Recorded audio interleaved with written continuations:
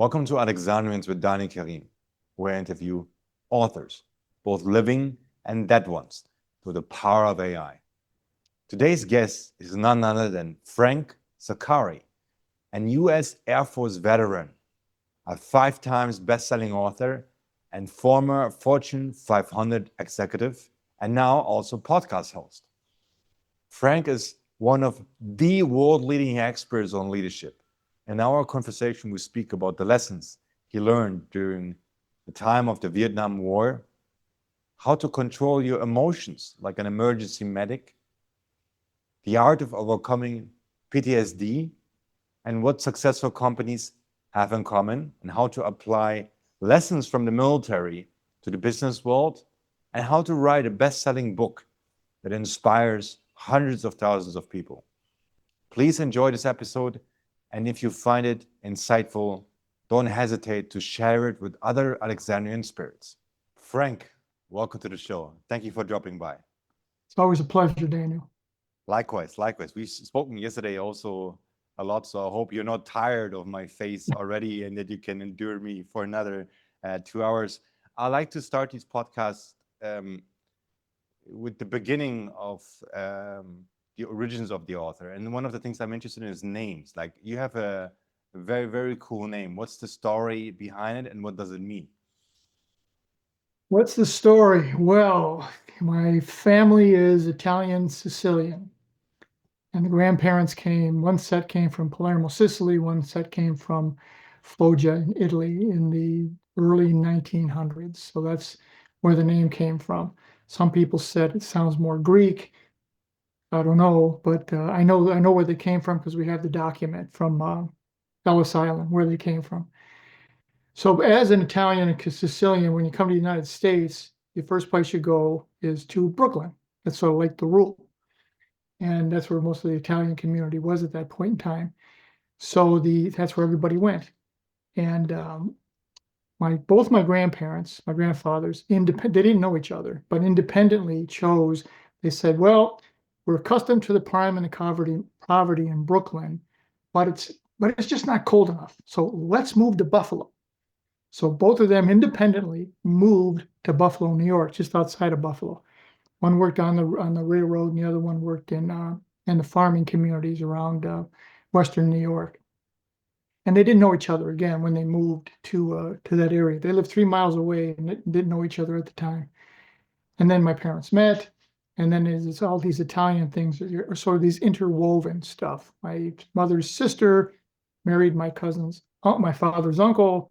My father then married his cousin, my aunt's, my mother, and then you see all these intermingling that occurs. One side of the family is marrying the other side of the family, and it kept that, as my grandmother would say, it keeps the purity of the line intact by doing that. I was basically the black sheep. I did not want to stay in Western New York. It was too cold. I don't like snow.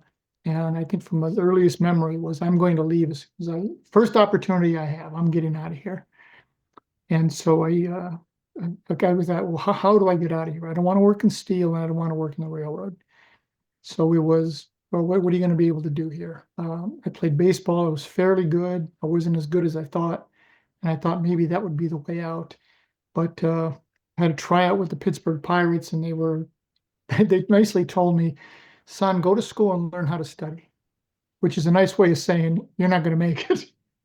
And I appreciated him saying it that way. So the only lottery I've ever won, Daniel, was the military lottery. In the United States, we used to have a draft for the military. My lottery number was 10 during the Vietnam War. So that pretty much made a lot of decisions going forward. I enlisted in the Air Force rather than going into the Army. Back then, if you were drafted, you spent 2 years, but you were going to go to Vietnam, or you could enlist and get a guaranteed job, but now you have to spend 4 years. So I enlisted as an Air Force medic. I was not a combat medic. Where I was at the hospital, where wounded would come afterwards, after they stabilized them. So at 19 years old, I saw a lot of things that a 19-year-old shouldn't see. Well, no one should see. Lives being shattered and destroyed, and through no fault of their own. And the average age of a soldier in Vietnam was 19 years old. They just finished their prom and now they're in a war zone. I'll contrast that with World War II, where the average soldier was 26. Big difference between the two. And one of the things that we had a lot of psychiatrists there, and when the psychiatrists would always tell us as medics, get them to talk, make them talk. And as they would talk, we would press a button and the psychiatrist would slip in the back room and listen a little bit. And one of them told me the real horror of the Vietnam War was it was the first time that war came into everybody's house on the 6 o'clock news. That didn't happen with Korea, with World War II. So everyone saw the horrors of war. And back then in the United States, we couldn't separate the soldier from the policymakers, and we were all sort of lumped in together. Right? So you get out of the military as the war was ending, and it was not a good reception. And it was not, we support the troops back then. It was a very difficult time in the United States. We're in another difficult time in the United States right now. But that's where that came from. And when I got out of the military, my goal, Daniel, was I'm not going to be a victim. I am going to go everything into career. That's going to be my main focus. I'm going to be career focused, because what I was told growing up was if your professional life is good and you're a good provider, the rest of your life will fall into place. Yeah. Biggest lie I was ever told. That's not the way it is. Not even close. But I did learn a lot in the military. Probably my best lesson, I probably learned more in the military than I learned in college and graduate school, was I was all of maybe 20 or maybe 21. And a colonel who was the hospital commander and the chief master sergeant came up to me and said, Frank, we want you to run the pediatric clinic. And I had 3 stripes. I was an E4. And I said, with all due respect, sir, most people who have this job are higher rank. And he says, that's true, but you can do it. And then I said again, with all due respect, sir, do the higher ranking people not want this job? And he laughed. He said, Frank, you're going to deal with 90 sick children a day, plus very nervous parents. No, the higher ranking people did not want the job, but I still think you can do it. So that was, and you have no staff. So I thought, I'm being set up to fail here. So what we had to do, we brought the Red Cross in, had to get Red Cross volunteers. The challenge was at age 20 or 21, can you collaborate? Number one, can you create processes and procedures? You're going to have to tell people why you do what you do, how you're going to do it, what you're going to do to help and support them, because volunteers, as you know, don't have to come back and they don't have to give you a reason. So now it was doing something and leading and guiding people because they want to be there, not because they have to be there.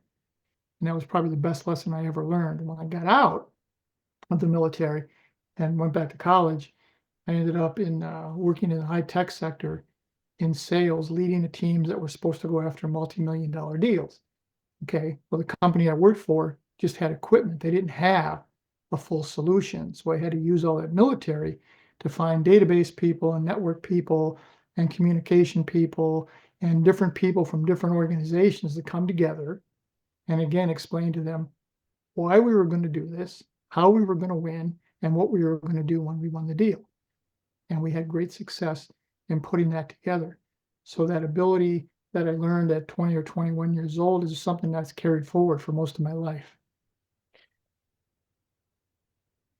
Any story that comes to mind where death has taught you something about life? Like for me, being confronted with suffering has been one of the initiation into adulthood for me personally, through the story with my father. Any story where a patient taught you something that never quite left you? Oh, Because I yes. think Yes. teachers can come in many forms, and you don't only meet them in a classroom. Oh, absolutely. One of the biggest shock moments was we had a bomber, B-52 bomber, was coming into land, and it was in distress. And as it landed, one of the wings hit the ground, and the plane exploded. And so I was a medic. I'm working in the emergency room. We all had to race down there along with the fire department, but the thing was just a complete fireball. There was very little you could do. one person, the pilot, the lead pilot, actually got out of the plane.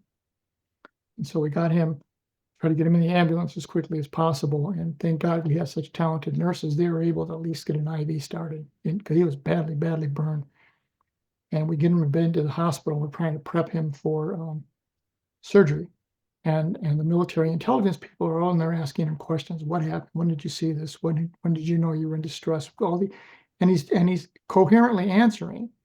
But what the amazing thing, Daniel, was he wasn't talking about himself. He wanted to know how the crew was. Did anybody make it out? How are they doing? That was his concern. That was what he was most concerned about. And as we kept prepping him, they kept talking, trying to get more information. And then finally, the lead surgeon said, "That's enough. We're taking him to the operating room." And then they went into the operating room. And one of the lead nurses said to me, "Frank, that's why you have a top secret security clearance, because you just heard stuff that most of us aren't supposed to hear."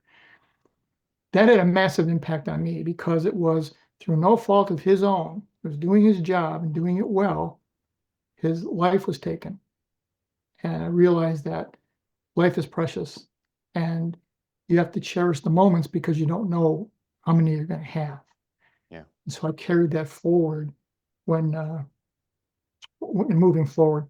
After he had died, his wife had come in. They had a child, and she came into the pediatric clinic when I was running the clinic, and she was very upset because missing in action or killed in action military people, you would think that they would have a high priority and all the, but they're not, but they don't. And she came in and she was very upset and she was crying and she said, "My husband," I said, "I know exactly who you are. I was there that night. Don't worry, we're going to take care of you." So it was something where it hardened me to one degree, but I'm not going to be a victim, and I'm going to just go all out and do the best I can and basically take no prisoners kind of mindset in the business world. That sometimes worked, sometimes didn't work. Within the family, the most of the only other death that which blew me away was my cousin Bobby Farina, who was in the Navy, and he was the neighborhood hero. He was older than us, and he was in El Centro, California, just outside of San Diego, and he'd been in a car accident in Mexico, and they thought he had died, but he had survived it, and he was working there, building his strength back up, working in a warehouse before he could go back on sea duty.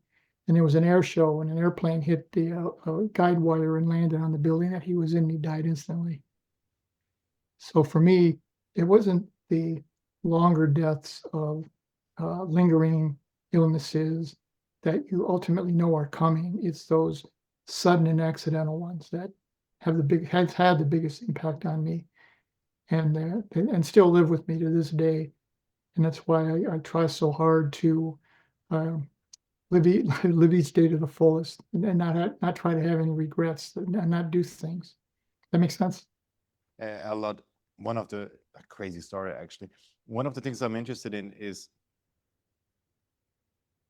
I've written some books about trauma and behavior psychology, and I was counseling people for a while where they had a real problem in moving on with life when they saw a tragedy that was deprived of meaning.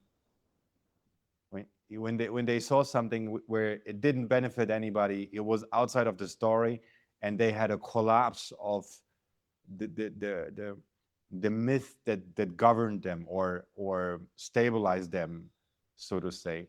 If you would write a manual for people who are confronted with very harsh lessons, such as the world is not fair, or not everything goes according to plan, or like, what would you give advice to this person who has seen these kind of things, so that they Mhm. don't get stuck in the past, but somehow find a way to not grow bitter, but better in spite of everything that they saw? That's a good point. I think I've seen a lot of trauma, and it could be physical trauma, it could be emotional trauma, it could be divorce, it could be a lot of different types of trauma. And the first thing that I look at is, are you trying to avoid grief? Yeah. Now, that's what I did. I used to try to avoid it. I'm going to get through it. I'm not going to worry about it. You cannot avoid grief. You can delay it, but you cannot avoid it, and it's going to come, and you need to embrace it. And grief has anywhere between 5 and 7 stages, depending on who you want to believe, and it doesn't go linear. That was the other thing that happened with me, Daniel, and I talked to some people, and he says, "Well, I should be up to acceptance by now." Well, no, it doesn't work like that. You go from denial to the next step, but then maybe back to denial, and then off to another, and then maybe back to anger, and then maybe, and it bounces back and forth. And there's no set limit on how long it's going to take. So when I talk with people who have been through it, when I'm writing books, I would say to them, you have to take it at your own pace. What makes sense for you? And when you're ready, pick up the pieces, what's left, and start moving forward.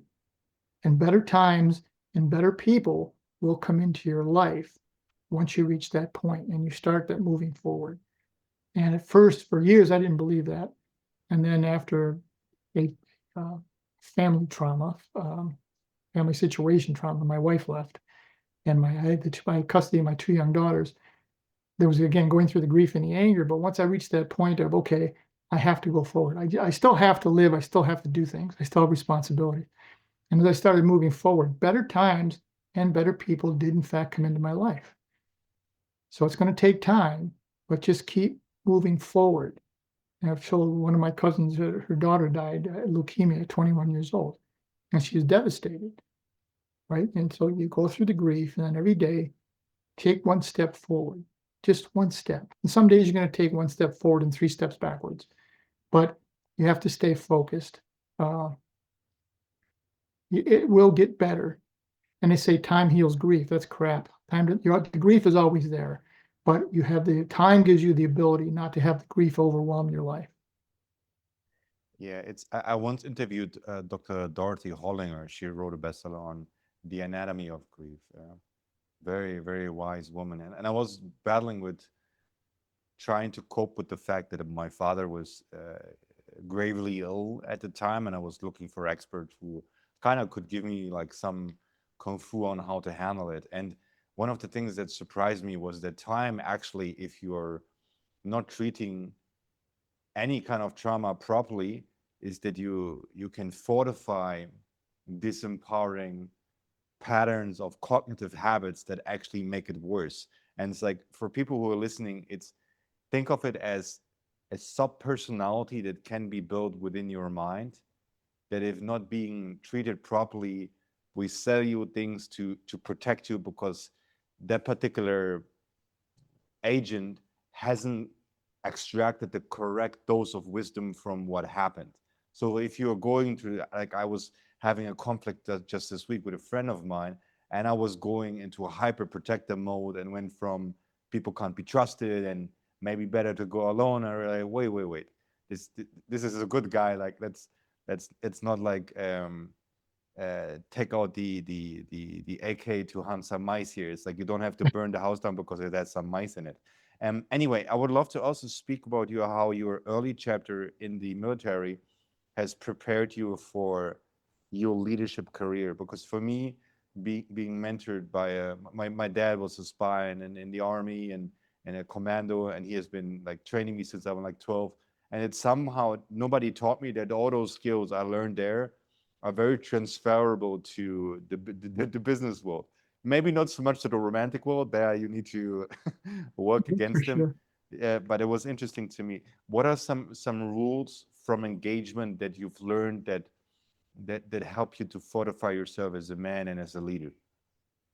Well, the military, I've had people tell me, well, you don't have to think in the military, you just do what you're told. Well, that's not the case. There's a mission, and you follow the mission, but it never goes according to plan.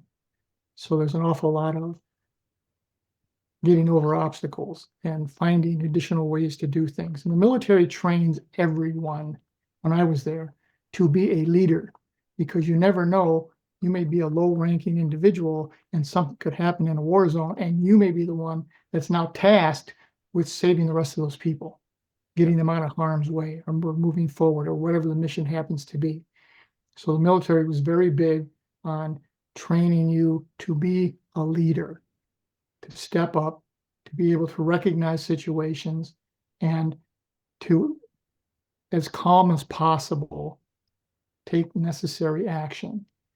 And you train constantly over and over and over again. We train so much as medic on something that may never happen ever. But when it did, you knew what to do. You were almost an autopilot. You just did what you had to do. Example, I was my first year, I was maybe not even 20 yet.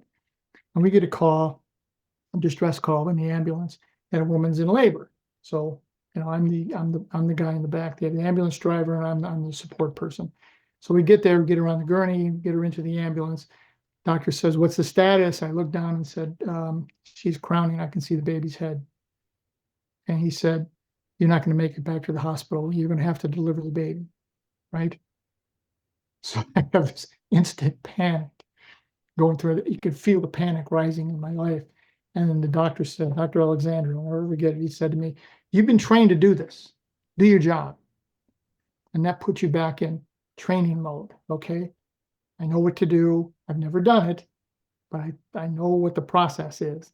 And thank God the baby, it wasn't a complicated birth. The baby comes out, you basically catch the baby, wrap it up, cut the cord, give it to the mother, and tell the driver, "Go, let's go." And we took off and got back with the ambulance and the sirens going. So we get back, and one of the other doctors was working in the emergency room, comes over to me and he says, excuse me, basically shaking. And he said, "Now is the time to shake. When you were there, just do. You were trained, do it. You can decompress later." And I was used to smoke at that time. I had a cigarette that I couldn't even light. My hands were shaking. The doctor got it, lit it, and he said, "Just relax now. You got through this. The next one will be easier." And then every time we had a situation where an overdose or someone was shot and they would come into the emergency room, you just knew what to do. That was the training that we went through. And that's where the leadership come into place, is to act. People who can stay calm in a crisis, that's a superpower. And that's one of the things that I learned in the military, was the ability to stay as calm as possible when things are going terribly. There was a movie one time, Michael Caine was starring in the movie, and he was running a business and things weren't going well, and everybody, "Oh my God, oh my God." And he says, "Don't everybody panic." And he points to two people and says, "You and you panic. Everybody else remain calm. We're going to get through this." Right? So it's a leader has to have the ability to show we're going to get through this. As bad as it is, or whatever it is, we're going to get through this. Remain in control as best you can, and then help the people who are struggling with it. Now, when I got in the business world, I moved up very quickly, Daniel. It just right place, right time in a lot of cases. But it was using that military training. Is I trained everybody that worked for me how to do my job. So if I'm not here, this is the thought patterns that I would use. This is how we go about getting things done. All right. And so, I started moving up quickly. And there were some complaints to my boss, who was the senior vice president, who said, "What was this deal? Why is Frank moving up so fast? I've been here for this long period of time." And I remember his name was Rod Gray. And Rod Gray said to them, "Here's the difference. I got 4 people that work for Frank that can do his job because he's trained them. So I can move Frank to another position. I can't move you to another position because you've made yourself indispensable." Yeah. And while you thought that may be a good thing, that was your limiting factor. So my big discovery, my aha moment was, don't hold everything in. Share your knowledge as much as possible. Get input from the people that are around you, because if you're the smartest guy in the room, man, you got a big problem. And ask questions instead of saying, when you're presenting something, instead of saying, "Does that make sense?" Like I just did to you earlier, you should say something like, "What am I missing?" And that invites input, and that invites people to say, "Well, what if we did this?" Or maybe, "Have we considered that type of thing?" And that brings a more diverse mindset and solution to what it is you're doing, but it also trains these individuals that, yeah, they can step up and do this, that they don't have to have this mandate. Um, Rod Gray had another great thing. You ever seen that Dow, the monkey with the symbols, and Of course. you wind it up and the symbols clap like that? Well, he had one on his desk. And when people would come in and complain, I don't know what to do, this is too hard, and they basically wanted to put their monkey on him. And as soon as that would start, he would take it out, wind it up, and throw it at them and say, not heave it at them, but toss it to them and say, don't put your monkey on me. This is your job. Figure it out. Now, he would be there for support, but you got to go out and try to figure it out yourself. You have to sit down and look at different options and potential alternatives. And what I've always told teams that worked for me was, don't bring me a problem. I know what the problems are. Bring me a solution. That was a big deal when I was in the tech sector. I did a rotation in the CEO's office, and this is when something called management by objectives was becoming the trend. And so they had somebody come in and present, we're going to do these management by objectives, and we're going to highlight what the issues are and the danger areas, and then we'll monitor them and track them, and et cetera. So the guy gives this presentation, and I'm maybe not even 30 years old at that point, and I've moved up quickly. And the CEO, Mr. Exley, says, Mr. Zaccari, what do you think about this? And I said, well, sir, if I have to have someone come in and tell me what my problems are, then I shouldn't be here. I know what the problems are. I need solutions. I want people who can give me ideas and potential solutions. And so when this whole big thing was presented to this leadership group, a number of the people who were a lot older than I would say, oh yeah, that's a great idea. We should have that. And then Mr. Exley again asked me, he said, Mr. Zaccari, once again, give me your answer here. And I said, the answer I gave you in your office? And he said, yes. So I said that same thing. And a number of people got very upset. And I said, why? And I said, basically because so many of us and so many people who are in a leadership role but are not leaders are saying, I want to take what the consultant says, because this way I can't be blamed if it goes sideways, right? And I'm thinking, if a thing fails, what difference does it make? Who gets blamed for it? Yeah. You're there to implement programs and to get things done. And so when I would interview, when I interview people, when I left the big Fortune companies and went to some smaller ones, I would have people coming in, and I had a chief financial officer who I took with me every time I went somewhere. And he said to me, Frank, why do you always air our dirty laundry when you're interviewing people? And I said, well, we can't get the laundry clean with the team we have.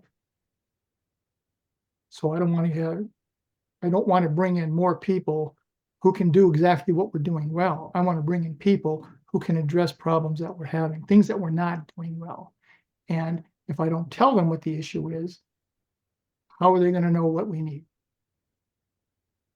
And that was something that stuck with me through when I left the tech world and I was in the insurance industry, and when I started writing books. It's surround yourself with people who have been where you want to go, and they will help you. That was the other big amazing thing that I found was sometimes you think, well, there's people, they're going to hide everything from me. They're going to keep it a secret because that separates them from the crowd. But what I found, Daniel, was the most successful people, be it in any industry, they will tell you. They'll give you advice. They are more than willing to help you. Now, you may not take the help, but they are more than willing to help you. And being a veteran, I find that I've never found a military veteran, who would not help another veteran, a fellow. Okay, again, now the guy might not take your help, he might not accept it, but you're always willing to help. And I think that's the big differentiator between having a great organization and a mediocre organization, is that capability.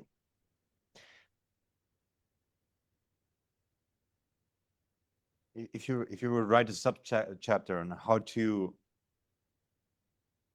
manage your emotions like a combat medic, like what would be a standard operating procedure you would add to that, and what would be a homework exercise you would have to give this to people? Managing your emotions is very difficult because they're always there. Now, the advantage I have was in the military very, very young, and you had to manage your emotions. You didn't realize you were doing it, but you had to do it. And it basically, I'm going to forget one of these things, but what they looked at, first thing is to reflect. If you're triggered, what is triggering me? Take a deep breath. You might have to take 2 or 3 deep breaths, right? But take a deep breath, have some calming influence, and then reflect on what just happened here. Reimagine why am I reacting like this? Is it a rational reaction or is it just a knee jerk? Then you want to reflect on or reimagine what is it I could be or should be doing, and then you respond, not react. And there's 5 R's, but I found forgetting them in the order they are. But those 5 R's, letter R, make all the difference in the world. And that gives you the ability to learn to control your emotions. Because when I was coming up, Daniel, it was in the days of the guy pounding on the desk and yelling. That was the corporate executive, with the exception of Rod Gray. The other ones were all desk pounders and screamers. And that didn't work well in the 60s and 70s. So it sure as hell isn't going to work now. But one of the things that Sarah Westbrook, who deals with emotions, had said to me, look, your emotions are always with you. They used to always say, leave your emotions at the door. That was the talk, right? Just keep your emotions out of this. This is business. This is not personal. That's baloney. Everything is personal to somebody. And yes, you have your emotions and they're with you all the time. They just are. And their emotions are a way of your body telling you, hey, something might not be right here. So you have them. And then it's a matter of why am I reacting this way? What is triggering this? And is this going to be a knee-jerk reaction? I dealt with I worked with the Veterans Treatment Court in Sacramento, California, and dealt with a lot of guys with PTSD. I mean, serious PTSD. And it was the same type of model. What's the trigger? Why is it a trigger? Get your breathing under control. Let's lean into this, right? One of the things that I learned coming out of the military that helped me put that into perspective was, if I make a mistake out here in the civilian world, no one's going to die. Yeah. You make a mistake in a war zone, there's people are going to die. I make a mistake in an emergency room, somebody's going to die. So it's looking at the situation. What's the worst that can happen here? Okay, the project goes south. All right, well, how do we adjust it? Because what I found, Daniel, is life is a series of choices and adjustments, period. And when something occurs, you have a choice. You always have a choice to make an adjustment. The best example someone told me one time is, look, we can't control the wind, but we can adjust the sails. And that's how you keep things in perspective. Now, professionally, personal life didn't do so well with that for a long time. A lot of relationships failed. Personal relationships failed because I was trying to separate the two: personal life, professional life. Okay, can't do that. They're so intertwined, and you cannot separate them. When one side is struggling, it's going to impact the other at some point in time. So it took me much longer to learn, and I don't know if I've mastered it yet, the dealing with the personal side. I think if you ask my wife, she would say, yeah, sometimes he's got it, sometimes he doesn't. Very interesting. The managing the walking in between the walls. That's been Yes. something that has been incredibly difficult, and I don't think I've mastered it yet. Like I've grew up in a world where I can only define it as the underworld because my father he's been living in the underworld for 40 years now without a passport, and he's been persecuted. So from the army, so I think the rules for your reality are very close to the person you spend most time with. So his story like overlapped a lot with how I perceived reality. So I had like this military code at some points where integrity not just meant like a virtue that might be nice to have, but like if somebody wouldn't be doing what they were doing, I was afraid that if I would run away with my father, they wouldn't be at the meeting point and we would chat or something like this. So I struggled to keep these two things apart and to not impose military standards on a civilian, so to say, and not go immediately into this mode of being. When you were doing your veterans work, have you seen that some of these people still had like one foot in the old world and were struggling with their transition, and how did you help them to turn the page, so to say, as the authors of their life? Yes, it's every transition in any part of life is difficult, but what I found was the most difficult was coming out of the military, because you know what your role is, you know what your job is, you know what to wear, you everything is laid out for you. There's a process and a procedure, and you know what your function is in the community. When you get out, that's all gone. You're not Sergeant Zaccari anymore, or Lieutenant, whomever. You are just a person. And now you look at in the military, there's a lot of black and white. In the outside world, it's mainly gray. And I remember working with a colonel who had gotten out, and he asked me, he sent me one time, he says, "Frank, how do you deal with these people, the civilian world?" He goes, "I'm giving orders all the time, and nobody's following them."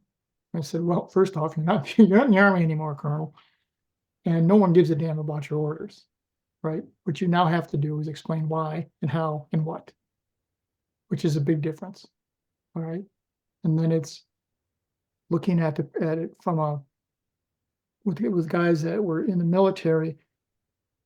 A friend of mine who has a podcast told me this today. He said one of the a high percentage of veterans die within 5 years after being discharged from the military. Very high percentage. He says, really trying to get out and transition is I got to find a job. I got to find out how to take my skills, which in the military, and see how they translate into the civilian world. And a lot of people have trouble with that. And I have to try to find my place in the family again because I was gone a lot. And some of the activities I may have been involved in, particularly if I was in a war zone, are not conducive to family life. So I got to find, how do I fit back in here? And then the big one, and a real big one with the guys I dealt with PTSD, is you still have the habits and the lifestyle, but you're no longer in that training, just program anymore. So how do I start to let go of some of the habits and the lifestyle that I may have lived for 20 or 30 years? And that's a big problem. And that's where you see a lot of divorce, and you see a lot of PTSD coming back because you are trained that certain noise, you need to do X, Y, Z. Okay, I remember being in a restaurant with one of the friends of mine who had been in the war zone, and we're at a restaurant, and a waiter, he dropped something, and he would immediately dove under the table, instantaneously, boom, right? And then I've been with guys who they smell fire, and they were in the Kuwait where they were burning the oil wells, right? And that triggers them. And it doesn't have to be some catastrophic thing. It can be a sound, a word, a smell, anything along those lines. And so it becomes back to what we talked about before, is number one, you have to be able to identify it. What is it? And that's a big problem. And that's why so many psychiatrists deal with military folks, is what is it? What occurred? Why did it occur? And how do I address it? I'm not there now. I don't have to worry about this plane exploding in front of me.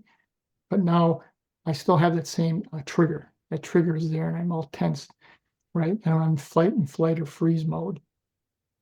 And it's, all right, be calm. And we would go through that a lot. Breathe. Tell me what you're thinking. What are you seeing right now? What happened when you were there? And that's where some of them never come to grips with. I'll give you an example. One of the mentors, I was a mentor for a reconnaissance Marine. Okay, reconnaissance Marines are the ones who are dropped behind enemy lines. And then we'll meet you someplace, hopefully, right? That's the model. Well, these people see the worst of the worst, and they kill a lot of people. A lot of people die. And the thing that blew him, where he lost it, was they had orders to move onto a position, and the instructions were all non-hostiles, non-combatants have been removed. So we've already cleared the area. Consider any action to be hostile. So they start to move into place, and they're all Marines, and they've got their positions, and they take on fire. So they return fire, and they eliminate everybody. So now they're going down afterwards to see, what's there, and they saw women and children who had been killed. And he lost it. He said, we were told that these people were all gone. Well, there's a difference. It's the quality of life. In certain parts of the world, your quality of life is not held to the same level. And it was something he had trouble coping with. He said, I was trained that I'm fighting the enemy. I'm not fighting women and children. They're not the enemy. And when he ultimately did get out of the military, that was something that continued to haunt him over and over again for years, and years. And it was a lot of it comes down to, in your mind, getting the mindset of, I'm not a monster. I was following orders, which is not an excuse if it's an illegal command like we're going through now. But I have to, how do I now continue to move forward with my life? Yeah. I was, my dad is a veteran too, and I was like, it was very interesting. Sometimes certain situations that nobody notices but me, because I have now like over, 30 years of psychological training with my father in university. So I'm very sensitive to like subtle changes in people's psyche, so to say. And I just noticed like when he gets triggered, that it's like a persona gets triggered. And he scans the room. He looks where everybody's hands are. There, I can get out, because he's been one of those guys. We jumped out of airplanes and he had nobody to count for. He has this personality where it's like, if I need to escape, I kill this guy with this glass. So it's like I can see the movie going on in his head. And what I found with these people is that when something happens that violates the rules of their former story, it will haunt them until they have updated what happened. And sometimes this is not even psychotic work, but spiritual work, where you need to integrate the fact that wars are dirty, and that the line of evil goes through every human being, and that even at some points that they have been monstrous. That it's like I worked a lot with people while working. I wrote a book called The Autobiography Program, and it was about sitting with people, and they would divide their former life into certain chapters with life events that happened, and it was designed to help them to move on from what happened and towards making a vision again. And it was very interesting once they understood who they were and why they enjoyed something. It's just like nobody tells soldiers, for instance, that there's certain emotions they will feel if they do wrong things. They feel good. So it's like they don't have a concept for malevolence. And like my job was to sit with these people and help them to form like a philosophy of good and evil, almost, to that would allow them to create a new model of the world in which they could coexist. And whenever the world collapses, they get stuck, and that's like something I found in this regard. You've been an executive at the highest level also. Where did this chapter begin for yourself? And if you could make this a little masterclass on how to be a Well, top executive. I knew I was not going to stay in the military. So I got out, and while I was still in the service, I had done 2 years in college at a junior college in New York State because I was playing baseball. And I didn't know what I wanted to be. So you go to school, and they said, well, can you read and write? And I said, yeah, I can do both. He goes, okay, you're going to be a health education major. And I said, well, what if I couldn't read? He goes, well, then you'd be a a phys ed major. If you can do neither, we make you a recreation major, that was just their big joke that they had. But I did 2 years, and I went into the military. Now, while I was in the service, I was going to school. There was a college right outside the base, less than 5-6 miles away, and I was working a lot of nights. So I said, "Well, during the day, I got nothing to do. I'll go to school." And I thought, well, I don't know what I want to be, so I'll look at business administration because why not? And so I started taking these classes, and all of a sudden, I was the Wall Street Journal Business Administration Student of the Year at this college while I was full-time military. And I thought, okay, maybe I can do this. So when I got out, I went to work in the tech sector. And the advantage that I had, Daniel, was I was a little bit older because I'm now 24. And most people coming out of college are 21, 22. Not a big chronological difference, but a huge life experience difference. Yeah, you were not 24 like an average college kid. That's like what I was like. Yeah, exactly. You've had seen things, so to say. Yes, my life experiences were very different than theirs. Yeah. So when I was hired, they could see, you're the main thing in your life is not Friday night going out to the bars and picking up women, right? So I was put in positions of responsibility very, very quickly. And because I had learned how to create processes and procedures and how to manage and monitor them, we did very well. So things are going well and we're progressing. And then I was fortunate enough to work for some people who were smart enough and helpful enough to understand that and say, okay, now we're going to move him over here. Now we're going to move you over here. And kept moving me up the chain. Like the Rod Gray, who I mentioned earlier, he said that, if you got hit by a truck tomorrow, Frank, then the operation wouldn't fall that far behind because you've got everybody in your organization knows what to do. Yeah. So as I continued moving up, I get to a product manager role, and I was right place, right time, and it was the NCR Corporation, and NCR product called it Tower, the NCR Tower, which was, in my estimation, the best product they ever had, and I was one of the product managers for that. And now I was dealing with high-level design engineers, right? I could barely spell engineering. I'm not an engineer by any stretch of the imagination, but these people are indirectly reporting to me. I have to get the product done and out to the world. So I have to interface with these engineers. And engineers are like artists, right? They're very creative, and you can't walk in the room and pound on the desk and say, damn it, be here every day from 8 to 5. Or that don't work, because inspiration comes in waves. And there would be days where, several days in a row, where they didn't even come into the facility. And they were out on a fishing boat or brainstorming or doing whatever they're doing, right? But when they all felt they were in sync, they would come back into the building and they would not leave. And I'm telling you, literally did not leave for days at a time. And I was sitting here with my boss, and I said, why don't we bring in cots and have them stay there? And so they lived on beer and Jack Daniels and caffeine and chocolate and Kentucky Fried Chicken. And this is in South Carolina, and fried chicken and all and they would stay there. Now, thank God we had showers. Otherwise, walking into that room would have been a total disaster. But they got it done.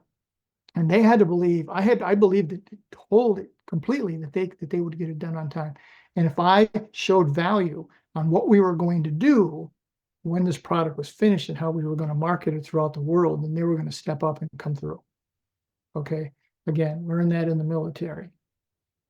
That was part of the delegation and the making sure that people understand what we're trying to get done. There's no secrets. I tried very hard, Daniel, not to have secrets, okay? Because your employee, I worked with one company, and things were going really well, and they used to put up in their newsletter every week to the internal employees, here's all of our new customers that we got. Well, then they hit a hard time, and then that they're not listing any new customers, and no one's talking. That times are bad, times are hard. Well, the employees aren't stupid. They look at it and say, something's going on here.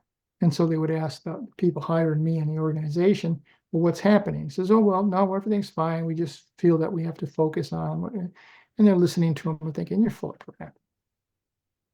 Okay. You can't lie to people.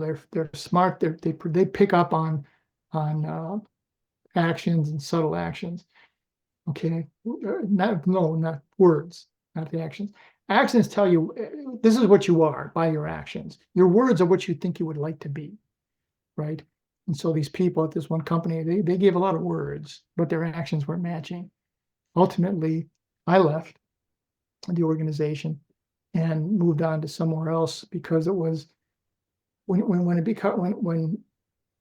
your career starts to touch on integrity, where this is just not quite right. I know you're trying to save your company, but this is just not right.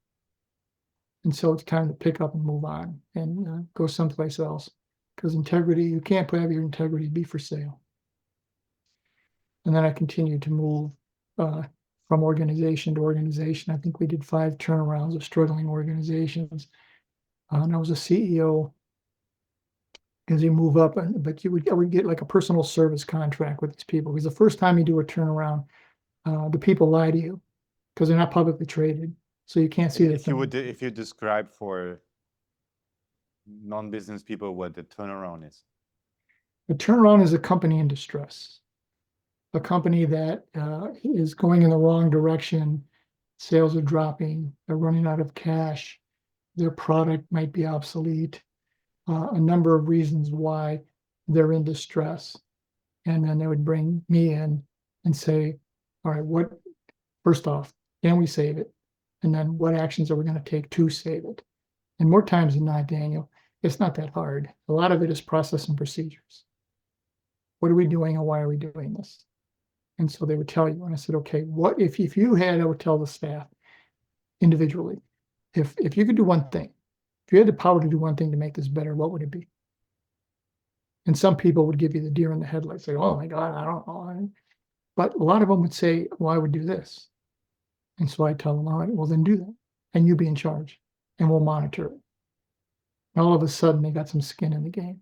And you're not dictating down to them, you're elevating them. Because all innovation comes from the bottom up. Culture comes from the top down. You create the culture, but the innovation comes from the bottom up. I've seen very little innovation come out of a boardroom, right? And so once you get those people engaged again, and you start adjusting, and then they start looking for ways to improve the processes and procedures, right? And then we change our product mix a little bit, and this product's obsolete, so let's move in this direction. And then basically you sit down with the owners and say, what is it that you want? The first one, they were in their late 60s, and they said, we're just looking for a soft landing. All right, so we got to make your company pretty, and we got to sell it. So we have to focus on driving revenue. So what steps can we do to lower cost, drive revenue? So that was the plan for that organization. We got to the point, they sold the company, they moved on to whatever they were doing in their life, and I went on to another situation, company in distress. And each situation is different, it's unique, and I loved it. I loved doing it, Daniel, because it forced me to use all the knowledge and the skills that I had developed. And again, most of it came from the military. And then bringing the people in. All right, how are we going to get through this? And the people that you would say, and I would always give everybody a book. It was called, what was the name of it? Find My Cheese or something along those lines. It was a very, very small book by Ken Blanchard, and Who Moved My Cheese? And I gave it to every employee. And I said, it should take you an hour to read this. I'll give you half a day. Take half a day off, go read the book. And then let's talk. All right. And so when I would meet with the folks, the ones who said, well, this is pretty stupid. Why am I reading a book about mice? All right. Well, you knew they weren't on board. But the other ones would say, I could see myself doing that. I'm constantly going to trying to do the same thing over and over again. And I know it's not working all that well. And I said, yeah, that's kind of like insanity. Why do you keep doing the same thing over and over, expecting a different result? But the ones who understood why I gave them the book, those are the people that we're able to mold into mid-management, into leadership positions and roles. And I think once you have, you're only as good as your team, and you're only as good as your culture.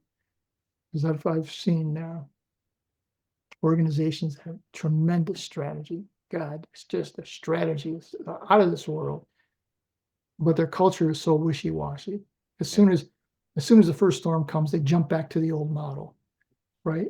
Okay, well, that's a recipe for disaster. And why are you doing that? Now you've lost your people. And once you start losing people and they've lost confidence in you, it's pretty much done. That's why you see so much turnover at the executive level, is that and then a new guy comes in. The last one that I did, Daniel, was up in Seattle. And I came in, and this company I thought it was going to be, we were going to have to liquidate them when I took the job. I didn't think we could save it. And I walk in and meet the whole staff, and there was a guy, his name was Paul Allen, not that Paul Allen, obviously.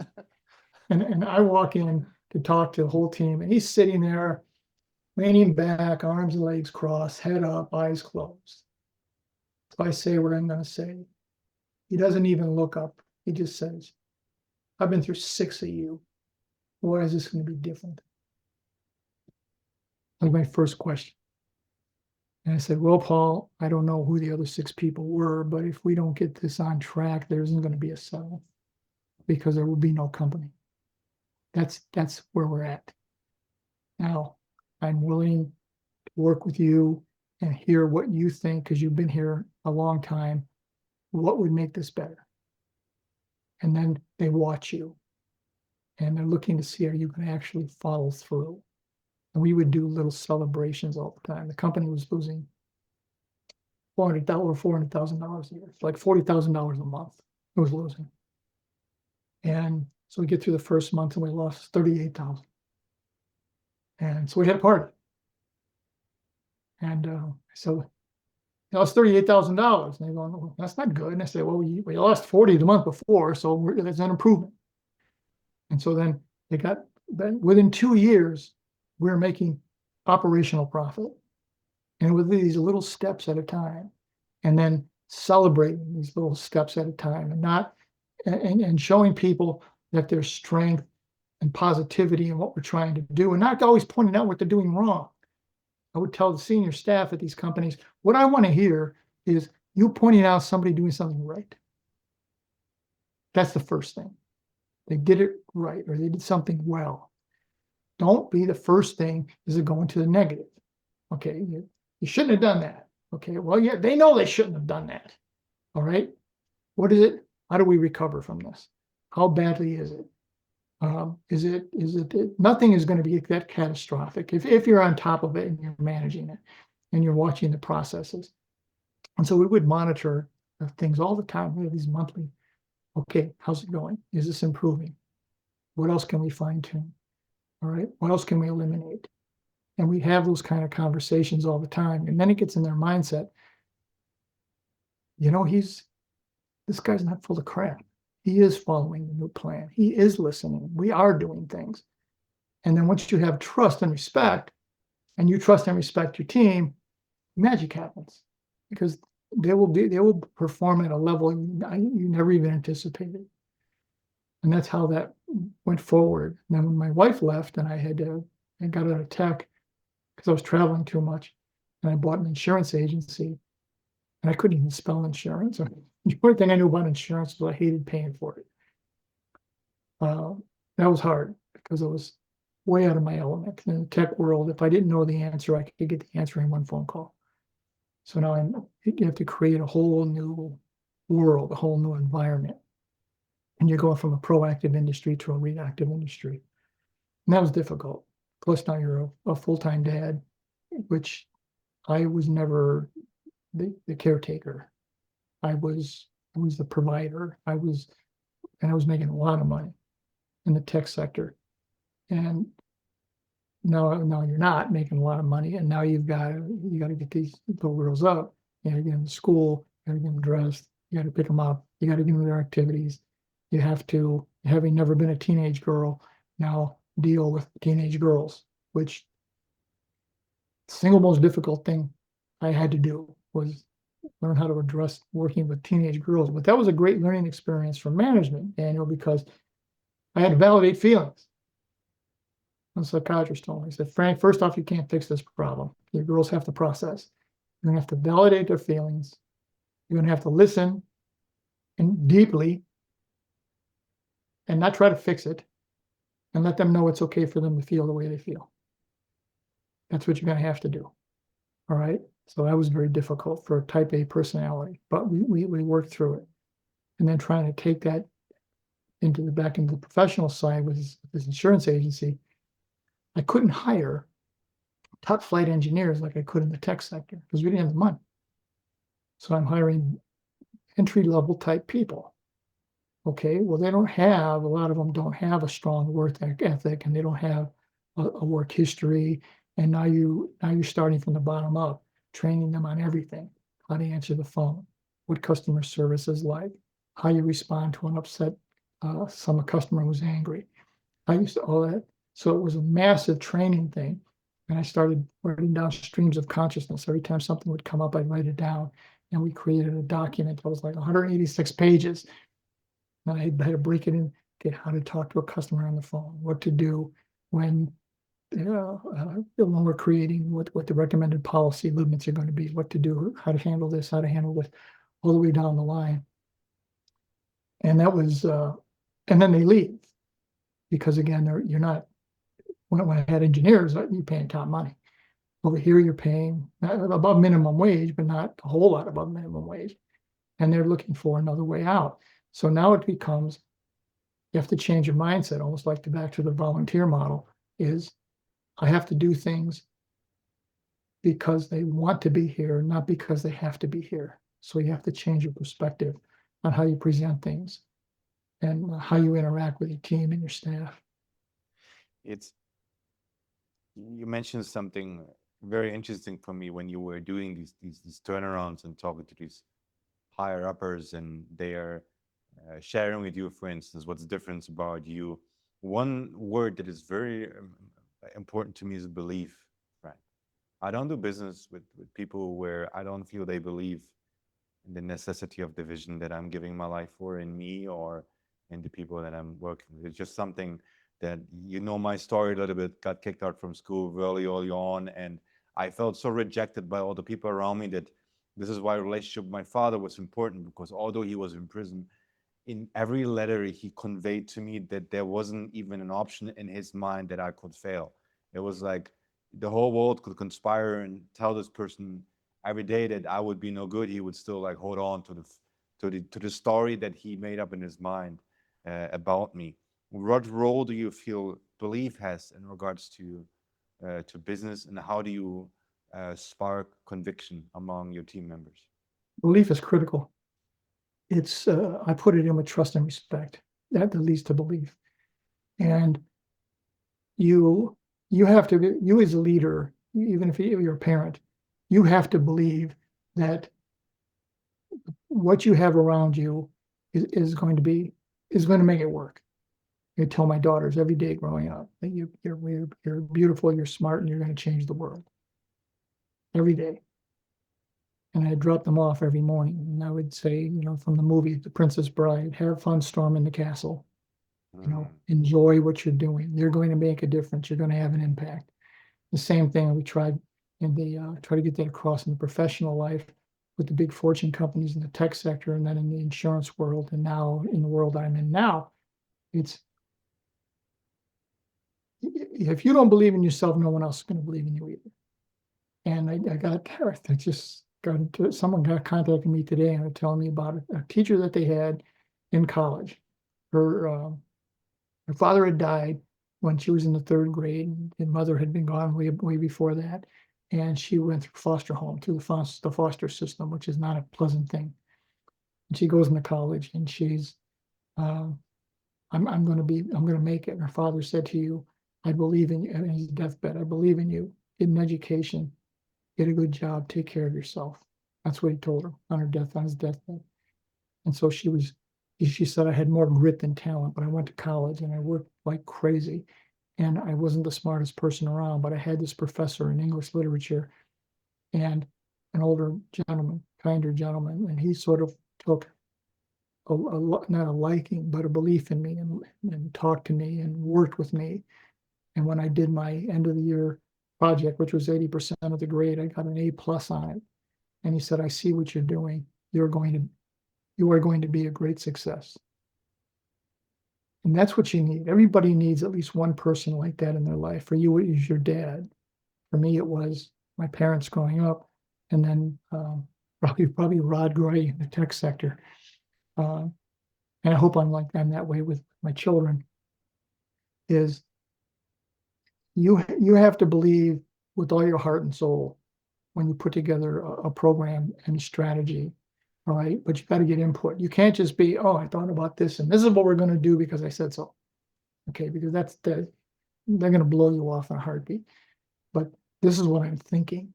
This is what I want to be. This is where I want us to go. Is everybody, what are we missing? What are we missing that's going to prevent us from getting here? And getting the input from the people, because when they feel that they're respected and trusted, and they can open up. Again, as I said earlier, they're going to do things that you couldn't even dream possible. I was working one time, Daniel, to show you the other side, with a company in the financial sector, and they were floundering. And the CEO said to me, "Frank, we have a diversity hire program, but they all leave after 2 or 3 years. And our market share is dropping in the 30 and under, or 35 and under sector." And so I said, "Well, what do you attribute that to?" And he goes, "Well, I don't think the young people are loyal." And I said, "Okay, let's talk about loyalty." Loyalty is a two-way street. I said, "Okay, when you think of NASA," he was about my age. "When you think of NASA, what do you think?" And he says, "Man on the moon, big stuff, important things." And I said, "They don't. The people that you're hiring, the younger ones, NASA, they saw a teacher get blown up. NASA's not a good memory. They saw housing crisis, where their parents or grandparents lost their home through no fault of their own. They saw jobs go overseas and people losing jobs to no fault of their own. Why would they be loyal? We haven't shown them that we have a culture that's built on loyalty." And he said, "All right, that's why you're here." And so I got to talk to everybody in your organization. So I go through and meet with all various people with my team. And he says, "And we want to promote from within." So we meet with 2 young women in the marketing division, and they're brilliant. And I'm thinking, wow, these 2 have it. And then I meet with their boss. We'll call him Charlie, right? Well, Charlie's the basic curmudgeon, the Jack Nicholson and the Few Good Men, that movie. "I run my shop like I run my shop," right? That mindset. And these 2 young ladies said, "First opportunity we get, we're out of here." So, I'm putting this together, and I go back to the CEO, and I said, "Tell me about Charlie." And he says, "Well, he's kind of a curmudgeon, kind of a pain in the neck, but he's got 2.5, 3 years before he retires. We're just going to ride it out." And so I said, "Well, I would strongly suggest you buy him out. He's one of your bottlenecks. He's one of the reasons that your people are leaving." He says, "Frank, it's another 2 years, we'll be fine." Well, shortly after, a few months later, the 2 women both leave. And this is in the tech sector, high tech area. It was a financial company, but in a high tech area. So they drove to the same parking lot, parked in the same space, walked into a different building in this complex, right? And they contacted me that they said they had left. So I go back to the CEO and I said, can Charlie write a check for over $1 million? He says, "Of course not." And I said, "Well, more than $1 million just walked out of your building. Those 2 women that I mentioned to you, they both left." So when you're in the organization and you look at somebody who is not, it's like a crew, you're rowing, and you got somebody who's not rowing, you got to address that. And some people say, "Well, that's harsh," but you can't have the whole organization suffer and flounder because there's one individual who doesn't want to play the game. So either you're on board or you're not on board, and you give them every opportunity to get on board. And if they can't or they won't, then again, that's where part of being a management leadership comes into place, is putting the right people in the right place. And yet there's some people who never lose conviction, who never lose belief. Like some people where you can surround them with thousands of people and you will not get these people to talk them out of their job of leaving. Like these revolutionary kind of founders, executives, team members, they exist. And one of the things that would be curious for you is, uh, I see in you also like a genius level author, like, or like a, I feel like you've reached that kind of level. And one of the things that I was interested in is that all the people I know who perform at a genius level in their craft, they have something very children-like about them, where they also have an absence of a particular belief system around them. And I wasn't quite sure of it, where, and I was only recently, but one of my podcasters highlighted this. I was like, well, you grew up in the underworld where there are no rules. So for you have no respect for the status quo because you like those rules don't apply to you. There's like other rules down there, like codex and integrity and I got your back and you got mine and conscience. But Mhm. for the law and stuff, like I don't make much of that. I need hopefully somebody at my side who makes sure that I don't get in trouble with the company. But it was I think particularly the absence of these rules that allowed me to not be intimidated by finding an answer question like how to talk to the dead, how can we work on psychological brutality, all these things that if I would have been maybe raised up in a system, I would be conditioned not to ask because they are obviously stupid questions in a way. What was Mhm. something, a belief about you that you didn't have that allowed you to lead a life of authentic excellence? Curiosity, I think, is the big thing. I ask a lot of questions. I'm just curious. How does this work? What did you do? How did you get there? What was your what was your best accomplishment? What was the best thing you did? What was the worst thing you did? I think if you stay curious and look for alternatives and additional options, always be looking to get better. That's a big differentiator, is having that willingness to. I'm not the, I learned that a long time ago. I'm not the smartest guy in the world in the room by any stretch of the imagination. And so you try to surround yourself with people who are better than you in their area, right? And then you have these go-to people that you can go to and ask all the time. I was always asking them, well, what do you think about this? Or how can we do this better? Or does this make any sense? When I was in the tech world up in Seattle, we acquired a couple of companies.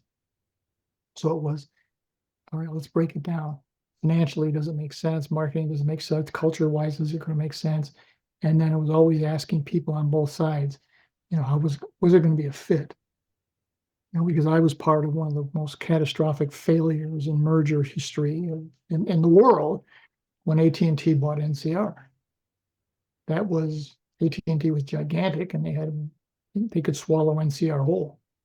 Well, they bought NCR, and it was the most catastrophic failure, I think, in business and in history, because AT&T after that, NCR was a very profitable company, and it made, I don't know, something like 47 consecutive profitable quarters. I mean, unheard of.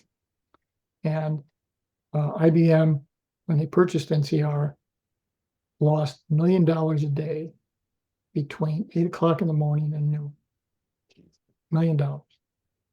And then to prove that wasn't a fluke, they came back from lunch and lost another $1 million from 1 o'clock to 5 o'clock. So they roughly lost $2 million a year for 4 or 5 years before they spun NCR back out again. That was a clash of cultures. They didn't ask the questions. They just looked at it from a financial perspective. This is a very profitable company. They got good products. They could run our computer division better than we can, but they never looked to see, was it going to fit? Were the people going to get along? Was it going to be this meshing? What happened from the NCR side? The best people left. When I was in the tech world, and they were coming out with the cellular industry was coming out, and so the regional bell companies had to find money to do the cellular development. So they offer these across the board reductions in force. Well, you had to take a level, and from this level, you couldn't cherry pick. Basically, for this level, if you want to take the early retirement, here it is, and this is the package. And I remember being in Birmingham, Alabama, with the vice president from Bell South. And I said to him, "Sir, you realize that your best people are going to take this package," because it was a real good severance package. And he says, "I know, that's my fear." And he says, "And the ones that you would like to leave aren't going to go." And he said, that's, we're going to have to face that. And I said to him, one of the groups at Bell South that we worked with quite a bit on my company side, I said, "So if these three people take the package, which I'm willing to bet they are, and I hire them on Friday, can they come back in here on Monday?" He says, "Well, it might have to be, a month or two, but yeah, they could come back in here, do the same job that they were doing. They're on my payroll, not your payroll." And he goes, "I don't have to pay them unemployment insurance. I don't have to pay worker comp. I don't have to pay. So you're going to pay me more than you paid them for their hourly rates or their salary, but overall it's less expensive for them." All right, that's something where I thought was very short-sighted with when senior management starts using people as assets, and that's where a lot of that loyalty goes away. Is I'm going to make my numbers by getting rid of people. That's wrong. That's wrong. You shouldn't have hired them. Mr. Exley told me at NCR, he said, "Frank, you don't hire anybody unless you have a 25-year plan for them."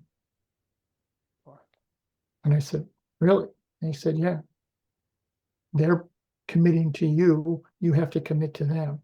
You do not treat people like an asset. They're not a widget or a piece of equipment that you're going to discard."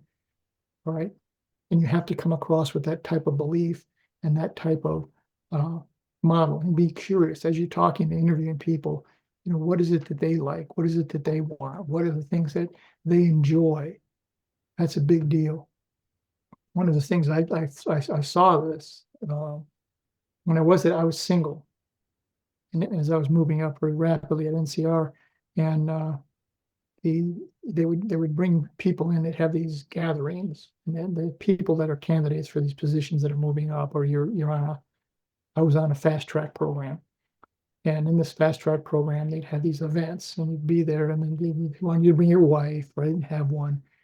And then you would be meeting with the different management people, and then you talk with their wives, and then the wives would talk to the wives, and what I determined, Daniel, is what they're trying to see is, are you a fully rounded person? Yeah, you've got the technical skills. Yeah, you're smart enough, but your family's going to be a problem. You're not going to get the promotion. I had someone who worked for me when I owned an insurance agency, and her husband worked for General Electric. And the General Electric used to do the maintenance on all the oil rigs, a lot of oil rigs in North Dakota, in various places. So it's where he'd be gone for 3-4 weeks at a time. And she was getting very upset. She had 3 kids or 4 kids, and was getting very angry about the whole thing. And one of these things were coming up, these events. And I said to her, he was home. I said, "This is what's going to happen. A big company like GE is not even going to know your name for 3 years. Now, if you don't do anything stupid, for lack of a better word, in 3 years, then they'll kind of, okay, who is this guy?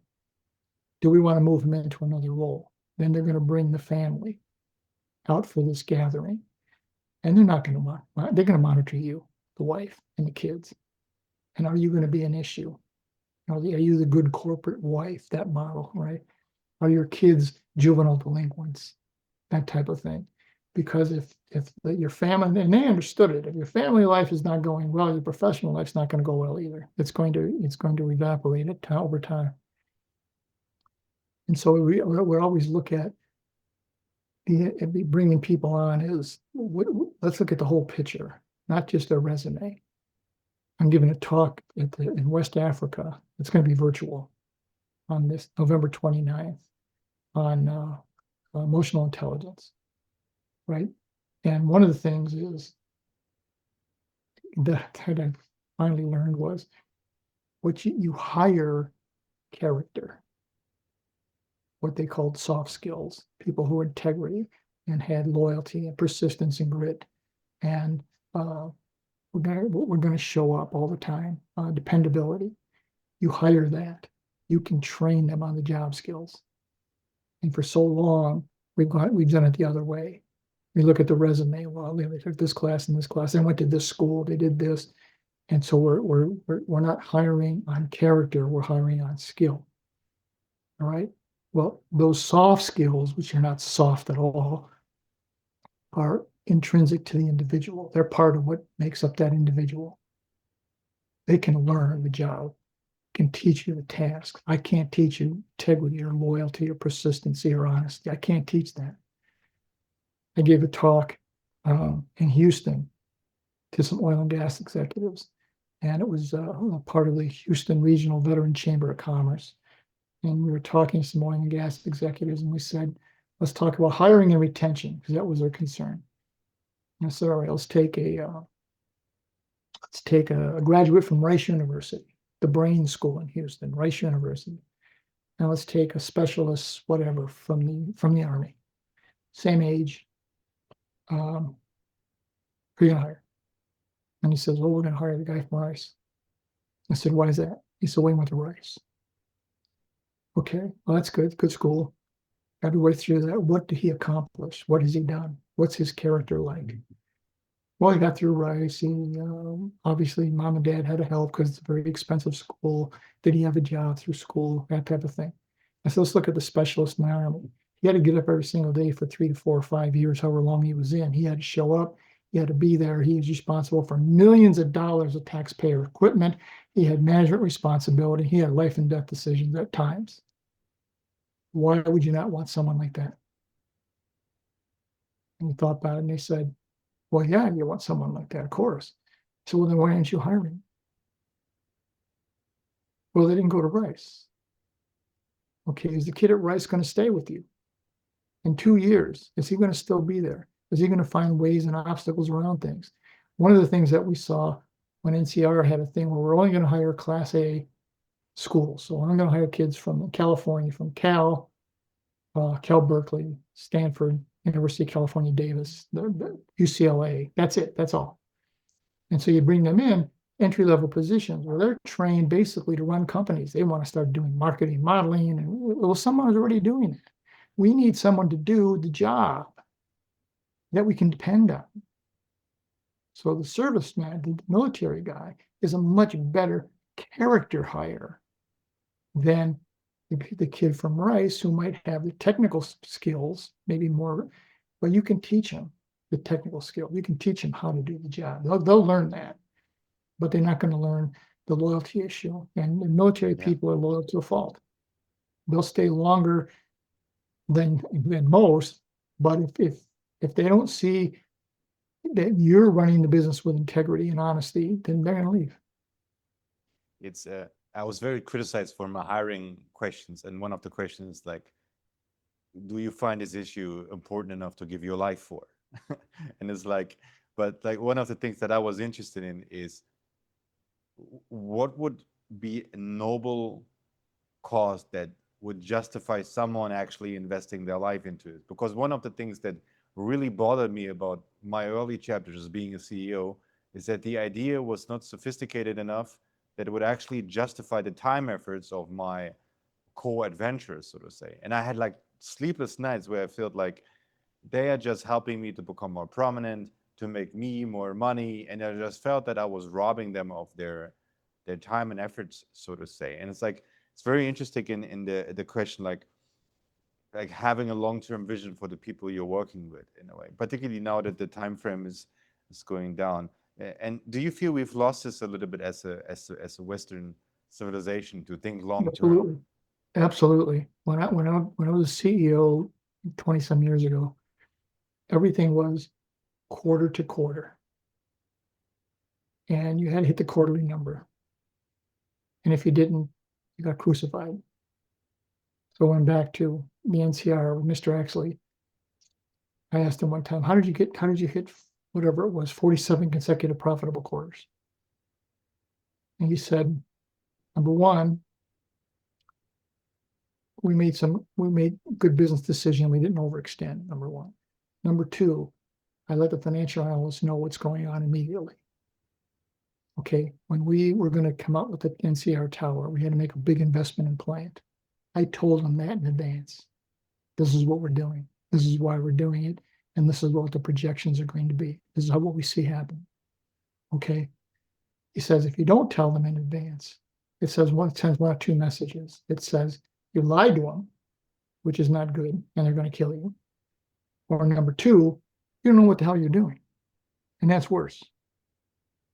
So if you have to make an investment, and a lot of companies didn't make investments, they didn't put money in to the future to continue to expand and to grow. And that's why so many, particularly in the tech sector, failed, because they were holding on to their best practice. So many companies held on to best practice all the way to extinction because they were afraid to make a long-term investment because it was going to upset some financial model. And that's terrible. And that's something that just used to drive me crazy, because when I was a CEO back then, you're only going to keep the job for 3, maybe 4 years, unless you own the company, right? So the whole idea was, let's set up bonuses on operational profit, not net profit. And operational profit does not include taxes and interest. So they're going heavily into debt. Doesn't come up. They're getting this big bonus. And then they move on. One of the things I saw a lot, Daniel, in the corporate sector was, as long as I don't do anything stupid for 2 to 3 years, I'll move on to another job, and it's somebody else's problem. I'll just leave it for the next guy. Okay, now you don't want to be the guy who comes in when it explodes, because they're going to blame it all on you. They're not going to look at the guy who basically lit the dynamite because he didn't do anything to progress the organization forward, right? And that's where you see it when you see a light. When I would come in and do these turnaround or course corrections, I would look at turnover. That was a big thing. A lot of people leaving, and why are they leaving? It's one of the things that I find interesting, Frank, is that, I mean, I would also love to see like what's going on in the United States from this point, because in Germany right now we don't have a long-term vision that comes along with an identity of what it means to be German at the moment, and it's causing extreme distress because the politicians, they sort of like try to fix the problems that we have right now, but they are importing people and exporting people almost as a short-term solutions. And one of my many weird habits is, I have a camera, and for me personally, I just walk around the streets wherever I am and I interview people. Like, not just, I learn from ordinary people also. And like, I sat down with a homeless person, the other guy. He was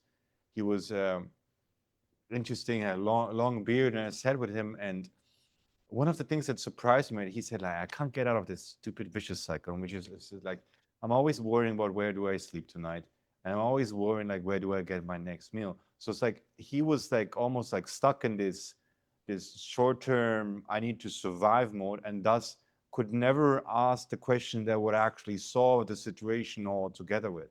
And I just feel like this is like one of the many diseases of our generations, like where we are too short term focused on trying to make the next quarter or to look good in the next poll, and thus have forgotten that human beings need a long-term story that we can all have a part of. And that what is it going over there with you guys in a way? Do you have It's a good terrible. story right now? It's terrible over here. What I learned a long time ago, the Maslow theory of hierarchy. Yeah.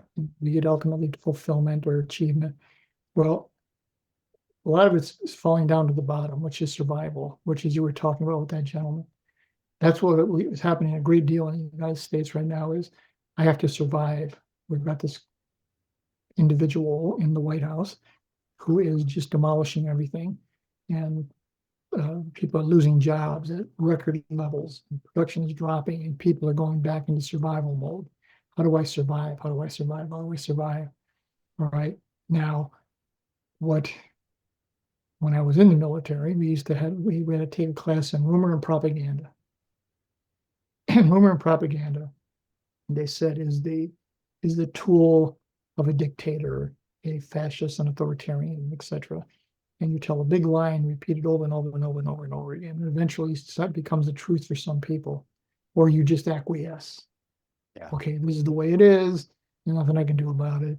And then, all right, then it's look at I look at what's the education sector doing, and it can constantly chopping away at education and not wanting to teach things like critical thinking and cutting back on. Now their latest thing was nursing is not an occupation that could require grants, or I forget all the details on it.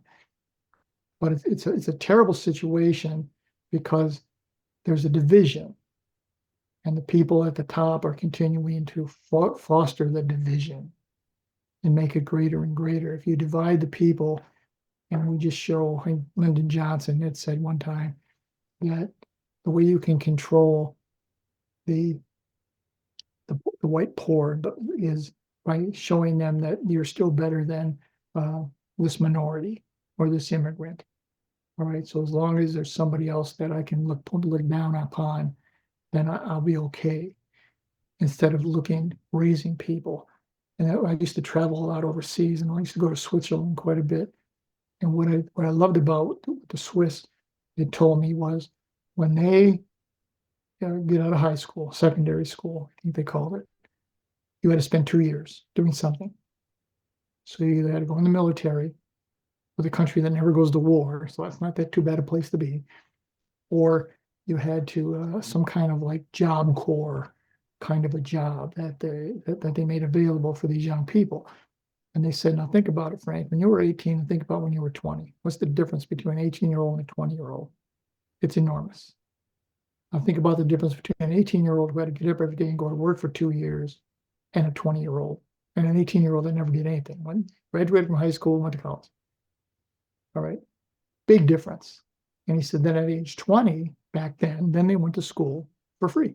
They could go to college for free.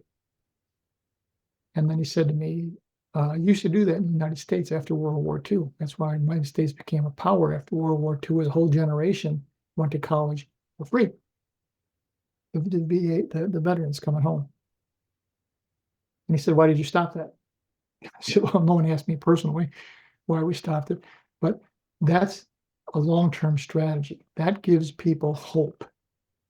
If you take away hope, that's when people die. That's when they give up. That's when they fall into that cycle you were talking about with that gentleman. You have to give hope, and you have to show hope that I'm uniting the people. What are the key factors that you're concerned about?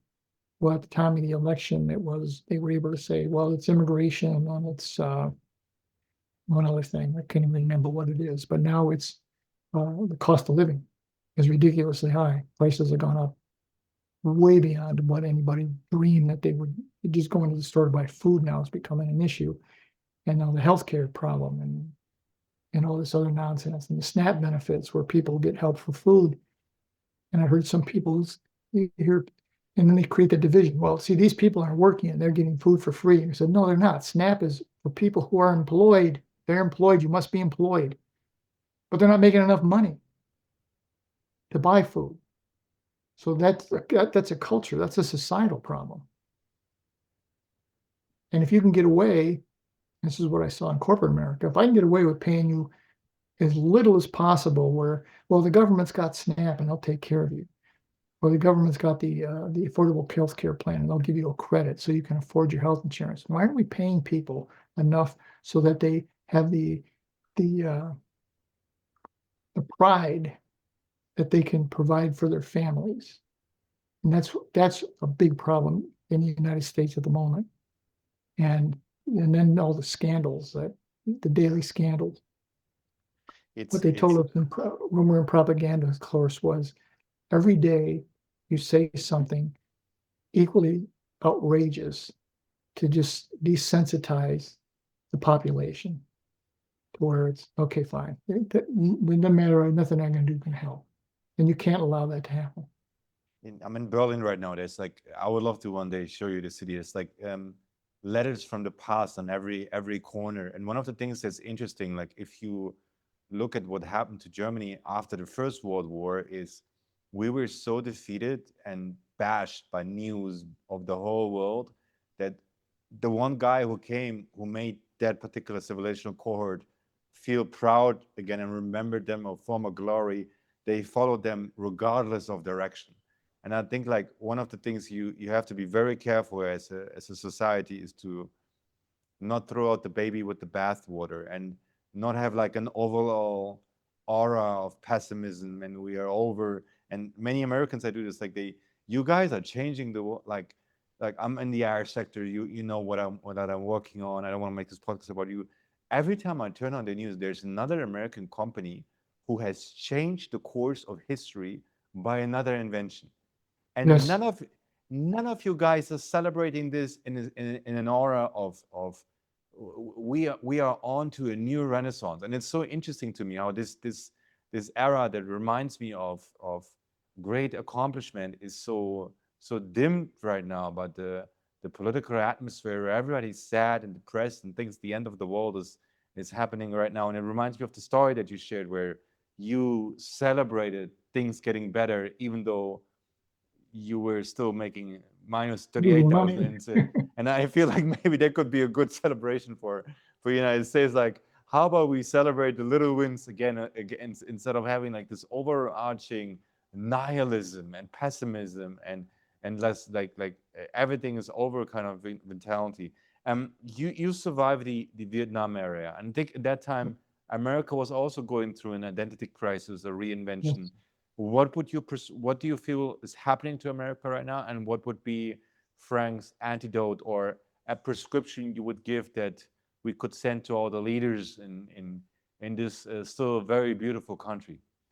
I think there's a lot of similarities between the Vietnam era and and what's going on now. Very divided country.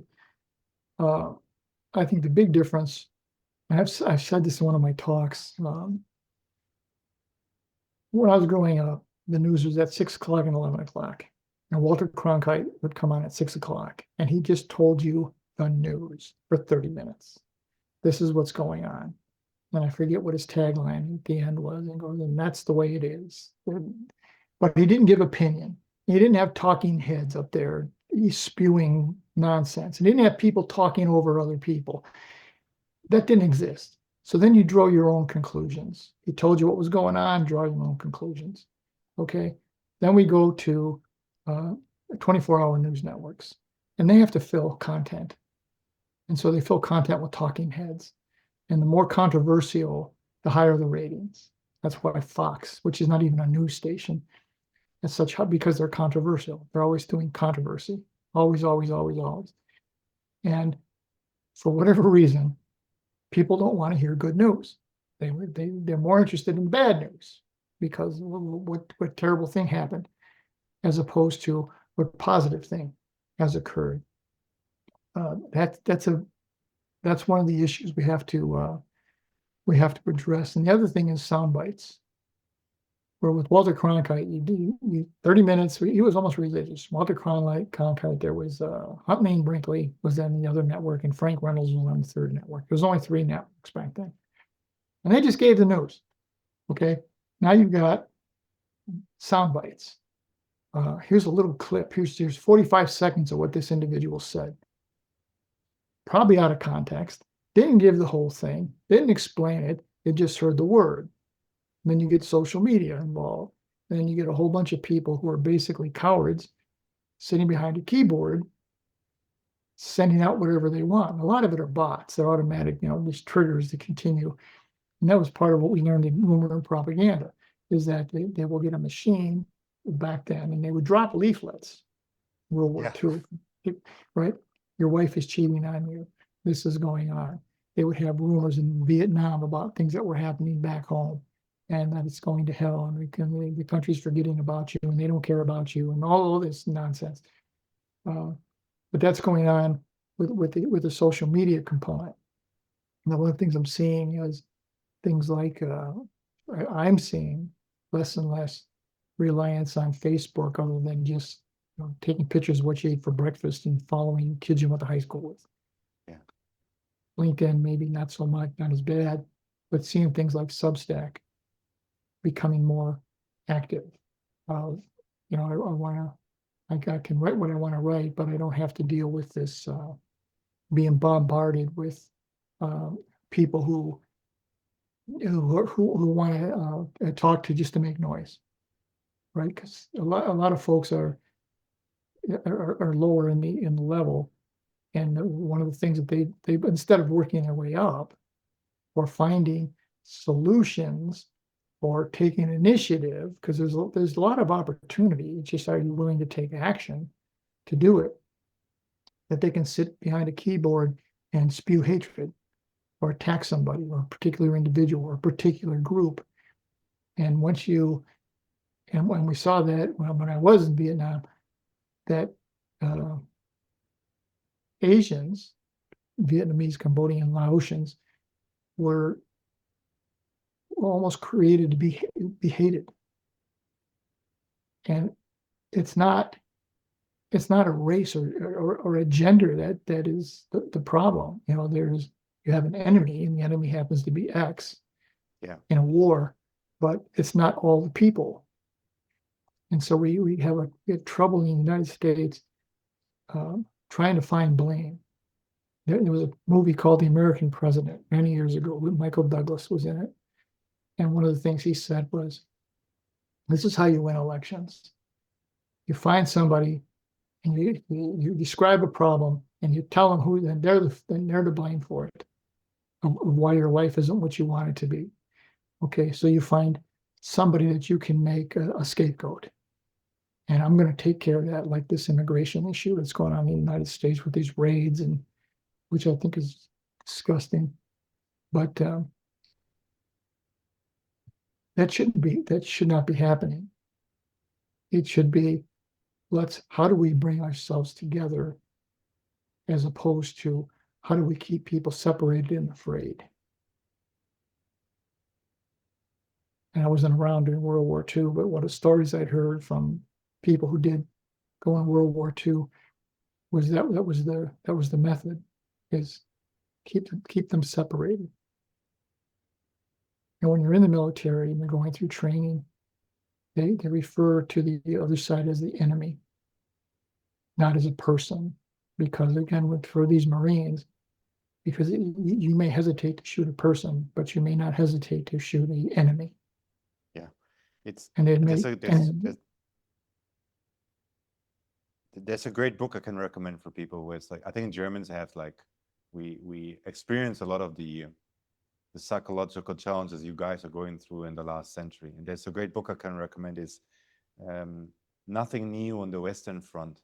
I think it was written almost 100 years ago. And there's a famous scene where the French and the Germans were fighting in the trenches, and there's a German young soldier who stabs a French soldier to death, and they are in this crater of a bomb, and he dies in front of them, and he just sees by watching him die that this is just another guy like him. And it's like, and there's like many good scenes in the book where you can see that the generals are so far away from the front, they have never fought themselves, and yet they send these young men to them. If this clip by any chance would go viral, and you, as somebody who has seen the terror of war, could share some advice to the current leaders we have, what would you choose to say, so to say? What I say is, first you have to acknowledge that there is evil in the world. It does exist, but let's look for ways to raise everyone. And President Kennedy said, "A rising tide lifts all boats." That's what, in a perfect world, that's what I would try to do, is work within the United States, raising everyone up instead of all this tearing down, and finding a way to educate people without this. Well, we have to have the 10 Commandments in every classroom. Well, what the hell good is that going to be? We have to feed people. We have to make sure people are fed. We have to make sure they have health care. We have to make sure that we're collaborating with the rest of the world. In the United States, I don't know how true it is, because you don't know what you read anymore is true. But Canada, supposedly, is offering not asylum, but offering to immigrate these top scientists and engineers, researchers, to come to Canada. because they're cutting these research grants, like in medical and things for cancer and whatever they're doing. Okay. At one point, it seemed that there was collaboration with the United Nations, with the World Health Organization, and there was always somebody trying to take advantage of it. But there seemed to be a cooperation. There seemed to be, let's see if we can't come together to work on the global the climate change. Let's see if we can work together on various things, and let's bring the best together, because nobody has a monopoly on the great minds. They're all over the world. And it's going to be difficult to get there because there's been this wave of nationalism, which is it's all about me and what I can put my arms around, and not about us. It can't be me. It has to be us. Do you think humanity as a whole is currently figuring something out? Like for me personally, my father is an immigrant, so to say, but he's been one of the reasons why I love traveling is I see myself more as a citizen of the world. Also because I don't like governments, because if they are going after your family, you have a very troubling relationship with putting your faith into anything that they are doing to you, if you can imagine. But do you feel like we have, if you would look from Frank's eyes from 10 years of what our generation is currently going through, how would you describe this? Because it seems to me that we are trying to figure something out that is actually not that easy to fix, which is the idea of borders, for instance. Like, how do we? People seem that this is such an easy issue, but having a state with a nationalistic culture versus we can just bring anybody here and have just kumbaya. It seems that we not have figured out this idea of culture integration versus national identity, and it seems we are battling this out right now. Yeah, it is, and they made it here a rallying point. Because again, if you can scare people, and an issue with you. I used to travel overseas, and you had to get a visa, and if you extended your visa, they were knocking on the door at the hotel. What's going on here? Why are you're past your visa date time? All right, but when people come in, what I saw and what I see is that people aren't leaving their country, and they're not traveling across multiple lands because things are good. They're coming there because they're looking for an opportunity. My grandparents came to the United States, and they used to say all the time, my life, my grandparents would say this, my life isn't going to be much different, but your life and your children's life will be. And that's why we came here, is for the opportunity. All right. That's what I look at is whatever policy you're going to have, if people come in, they're coming in for a reason. And what they've been able to create is a scare tactic that they're taking your food, they're taking your health care, they're taking this, they're taking this. I don't think so. They're taking your jobs. I had someone tell me that when I was a CEO in the tech world. And they said, we had some people from Ukraine. And I said, what are you bringing in these foreigners for? You're taking American jobs. And I said, do you have a degree in electrical engineering degree? Can you work with semiconductors? Can you program this? Can you do this? No. I said, well, then how am I taking your job? You can't do it. Why don't we go to school and bring that up to speed? That's where we're dropping the ball. That's where I think we're dropping the ball in the United States, is we're not spending time doing that type of thing. I used to have to go to India and Pakistan in the tech world, and from a very early age, they started incorporating in the Ukraine. They started incorporating technology, second, third, fourth grade. Right, this is going to be the future. Start incorporating it, so children start thinking, start developing thought patterns and that type of skill set in that direction. So now they're booming. They're just way ahead from a skill set perspective. And we had to import And the a lot of number people. and the numbers also, for instance, like my senior developer, shout out to you, Bila, you're the best, I believe in you. They have 300 million people in Pakistan. Yeah. Indonesia has 300 million people. It's like these are huge populations. So it's like if they get an advantage, for instance, that they are literate in a technology that is emerging, and they are like it's easier to remote now to just pick your team for talent, and it's so much disruption. Anyway, I don't want to go into this rabbit hole. I know you're also probably running on a clock. If you have written so many books, and I think Yes. books are a little bit like children. Which of them would you make mandatory for students read in the first semester if they are off to have an entrepreneurial career? I would start with Business Secrets for Walking on Water. That was the first in the Business Secrets series. And what I think there was, what I tried to point out in that book was things are going to happen, and you're not even going to know that they're going to happen. You're not even going to see them coming, because that's just the way life is. There's going to be obstacles that are going to come in your way. There's going to be culture related issues. There are going to be things that you just don't, you're unaware of. And what we said, the secret to walking on water was to know where the rocks are. So that's the first book, which goes into um, leadership and building a culture and uh, different kinds of things that are going to occur, like dealing with uh, corporate sabotage or personal sabotage, where you're trying to bring something together, and how are you going to change the mindset of various people. That'd be the one I would start with, because that's sort of business 101. It gets into 50 to 60% of businesses fail within 3 years and 80% fail within 5. All right, 70% of employees are unhappy and burned out. Why? Why is that? Something's missing. What's missing? So you as a leader need to be able to identify problems that you can't see, right? That would be the first one. The second one had to do with uh, people who they said, well, I think I got my business life in order, but my personal life sucks. All right. Well, as I said before, you can't separate your business and personal life. Can't. So I wrote a book about uh, avoiding business and personal landmines, relationship landmines.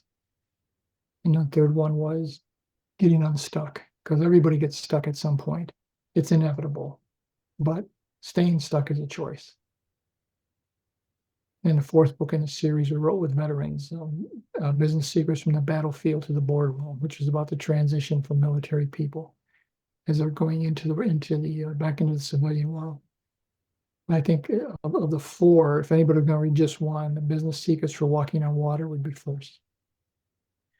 You've been interviewed so many times, and what is a question that you haven't been asked yet that would have unlocked a good source of wisdom or secrets from you, so to say? Yeah, I think the one that I asked myself a lot was, why did you take so long to meet Melissa? It's Because I I was wrote about about the to book. bring I was about to bring her up. I would love to share, like, you seem to have such a special relationship with your business partner, and she's one of the most inspiring people I met, like a true unicorn, visionary kind of person. What was the biggest lesson you learned from Well, Melissa? with Melissa, I had written 5 books, and I didn't have a clue what I was doing. I just wrote 5 books. And I thought they were good, but I didn't know how to market. I didn't know how to do any of this stuff. And so Melissa came on my podcast when I was doing radio, and uh, she was a great guest. She's so enthusiastic and bubbly, and you can't feel, you can't talk to Melissa and not feel happy. And so she had written a book, and I said, "Well, what are you doing?" And she started telling me, I'm trying this and this, and she had most of the trust the process already laid out when I met her. And I said, let's collaborate, let's fine tune this, and let's productize it and test it on ourselves.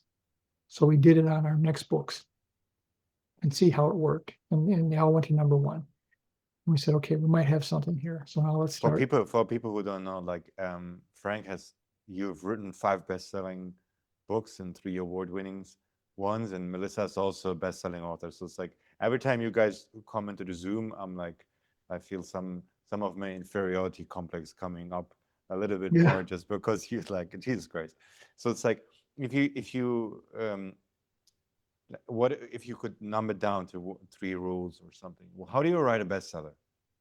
How do you write a bestseller? It's first off, write about something you know, something you're passionate about.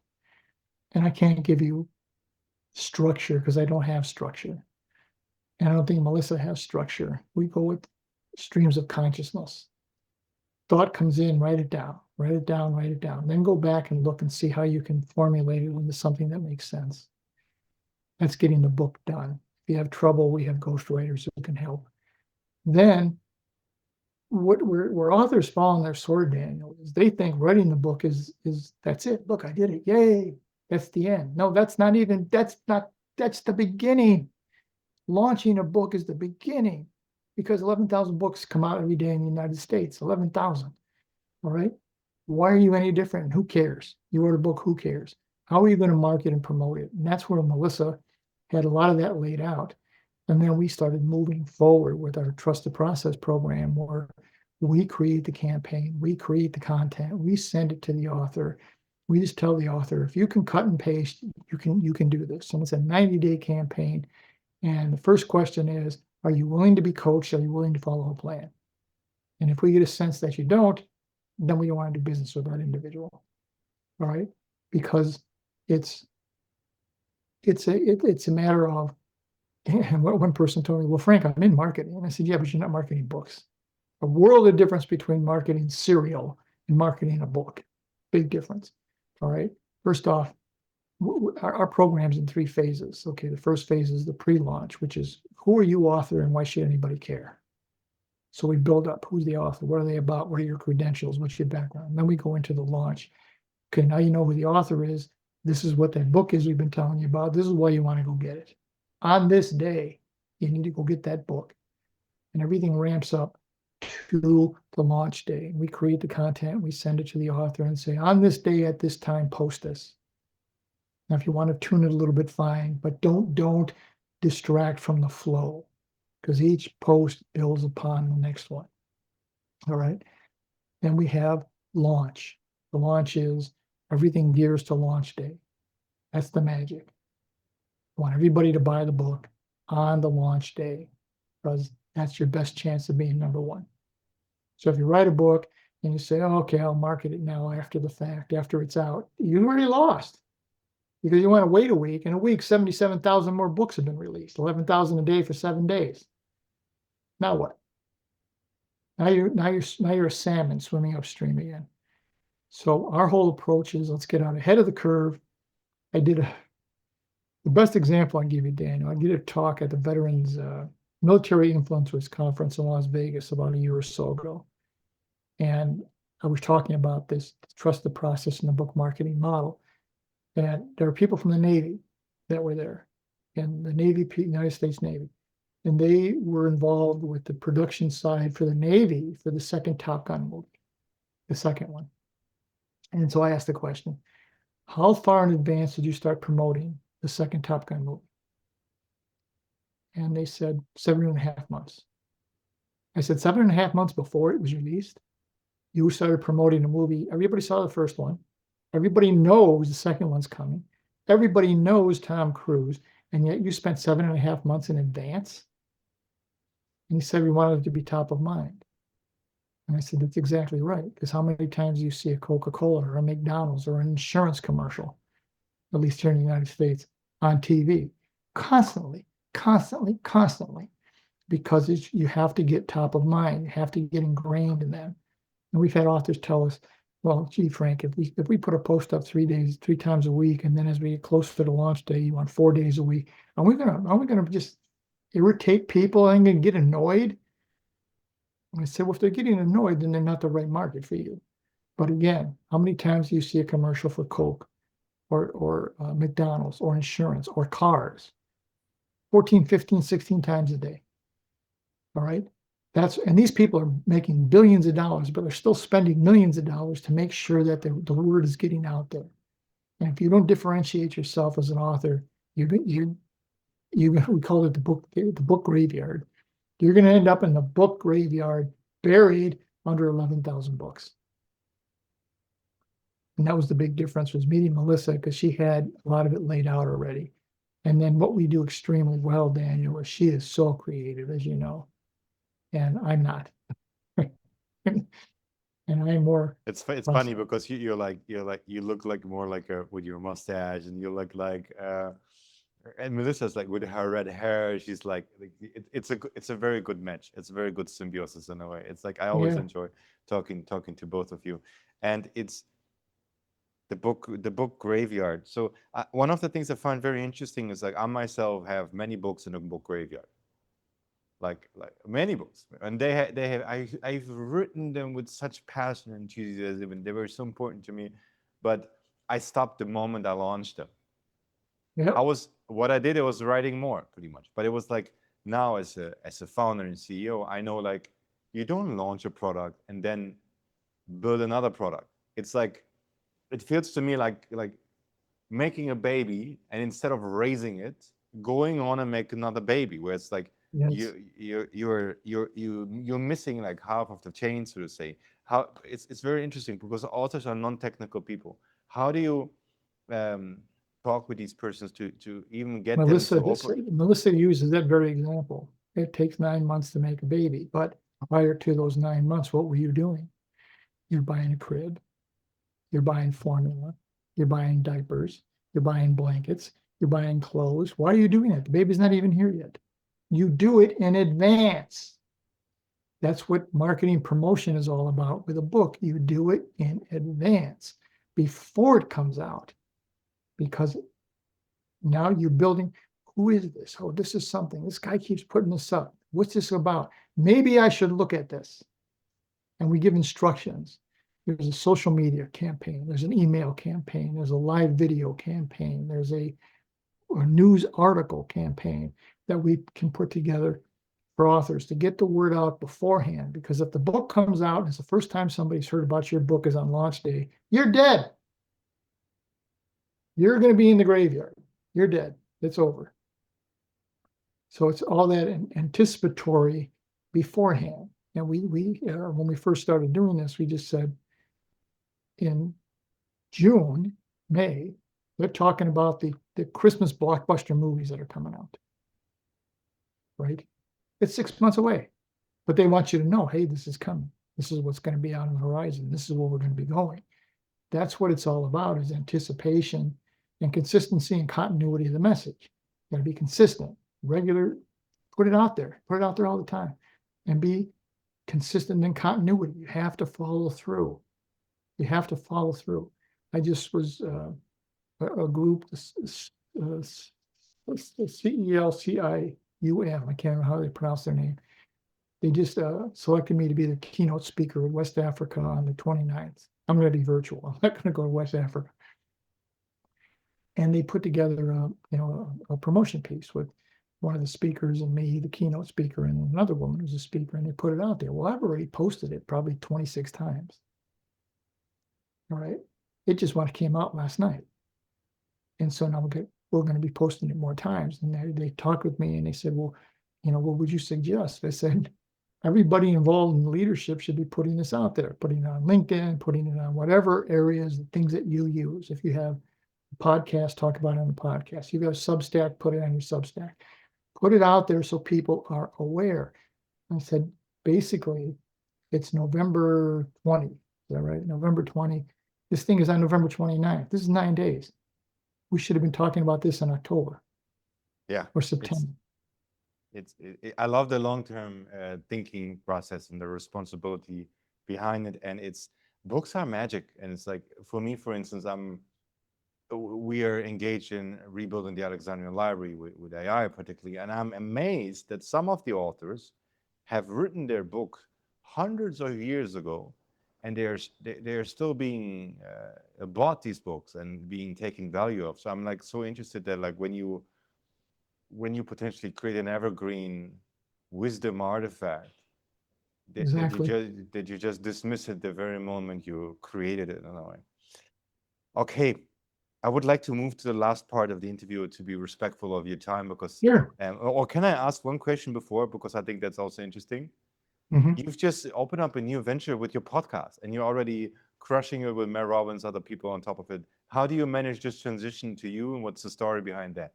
Wow, that story is I had done a live radio show on Voice America a few years back after I'd sold my company and I was floundering. What do I want to do next? They kept bugging me. Do a show, do radio. You do a business show. And I said, I'm doing business show. Business shows are boring. I want to do a show about life-altering events. And that was the name of the radio show. We did 69 weeks and we had 240,000 listeners, not all at the same time, which would have been nice, but total in, I think, 42 countries. And then I was approached by Roku TV people and said, Frank, you're doing audio in a visual world. So we moved it to Roku TV. And then I wasn't getting what I wanted out of it, so I stopped for a period of time. Then Wendy Stevens contacted me, who is a master marketer, and she said, Frank, you're very, very good podcaster. You're a very good writer. You don't got a clue on how to market a podcast. You do wonderful stuff with books, but you don't have a clue what you're doing. And I love her because she talks just like that. And I said, well, what do you think? And she said, you got a lifetime of knowledge and lifetime of contacts. Let's talk about bounce back business end in life. And that'll be the podcast. And then she has a team of people. And they, you know, I do it by myself or I interview whomever and I send it to them and then they do it. They make it all pretty and they do the upfront stuff and all of that. And then they put it on Apple Talk or Apple Podcast or all the things that I had no idea you had to do for a podcast to make it good. I had no clue. All right. So then it's a matter of finding guests, like you will be a guest in the not too distant future, and people who have a compelling story, people who have had something change the trajectory of their life, and then what they had to bounce back, and what they found was the new life is better than the life they thought they were going to be leading. Okay, and one of the next week's show is a woman named Magdalena Grace, and she is a holistic healer model. And she told me a couple of years ago, she said, Frank, the universe is constantly sending us signs, constantly. More times than not, we ignore them. So initially, you're on whatever path you're on, and you think you're happy, and the universe comes along and taps you on the shoulder, and you don't bother me. And then it gives you a little push, and you still, and then it hits you in the face with a 2x4. Okay, now you got to change. Now something has happened, something radical has happened, like when my wife left. Okay, that was a 2x4 between the eyes. We should have saw it coming, and I didn't, but okay, it happened. Now you have to change. So now you're in panic mode or in crisis mode, where if you simply had said, well, let me investigate what this potential opportunity might be. So for a long time, I said no a lot. And then when Wendy Stevens contacted me and I listened to what she had to say, and so I said, yeah, I'll do my due diligence, look at her background, etc. Yeah, let's do it. Let's go do it. And I want to be busy. And the podcast itself doesn't take a lot of time because I'll talk to someone in advance, and then we schedule a time and we do the interview, which we try to keep to about 30 minutes, and then we go. We send it and they put it out. Then I have to promote it. Now, once it's out there, then I know how to promote it. It's just getting it down to Apple Talk and to all the other ones. I had no clue how to do that. So it's a lot of fun. And the thing I found, Daniel, is between radio and Roku and now this, is I talk to so many people who have had such interesting life experiences. And a lot of people will say, well, I don't see it as all that interesting. I think it's kind of boring, but it's interesting to somebody. And it's interesting to a lot of people. And what I try to get across, and what Melissa and I try to do with the trust the process is, your story matters because there's probably thousands of people who are going through the exact same thing you're going through right now, and they think they're alone. And they think nobody understands them. And they think there's no help. And there's all kinds of help. And that's what I'm trying to do. Yeah, I love this, Here's and I think another interesting little tidbit for you. Melissa and I have been working together for 4 years. We have never been in the same room at the same time. what?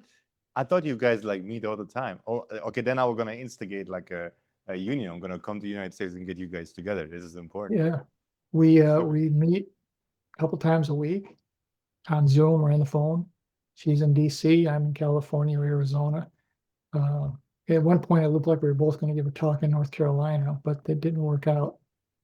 But people hear that and they go, "Well, yeah, we are so in sync professionally, and we have such respect for what the other one's skills that, and we collaborate on everything. We don't, no one makes a decision without talking to the other one first. And then it's a collaborative decision that we make. And I do A and she does B. And it's worked out extraordinarily well. And I think as we move forward with you, it's going to get even better. you guys are a good team, good team. But I'm a more Renaissance person. I think you guys just should like we should have a barbecue or something like where meet somewhere nice, maybe in California or something, and have a coffee together or something. Okay, I want to be respectful of your time. Let's move to the last part of the interview. I call this Alexandrian questionnaire. It's a couple of questions about books and Mhm. and words. You can just rapid fire them or whatever comes to your mind. Sure. If and then we're done, and you can tell the world where we can find you and also how to help you. So, what's your favorite question, Frank? My favorite question is what inspired you to write a book?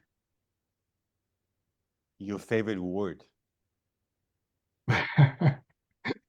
One you can say, one you can say, public, hope. Hope would be the politically correct term. Please send me later the honest answer for this. And thank you so much. YouTube is going on a censorship rampage and demonetizing everybody who curses at the moment. Your least Yeah. favorite word? Can't. Can't be done.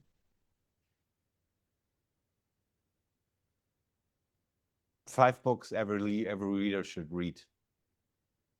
5 books everyone should read. They should read Mel Robbins' Let Them Theory, Simon Sinek's Start With Why, Brene Brown's, forget the title, I think it was something leadership,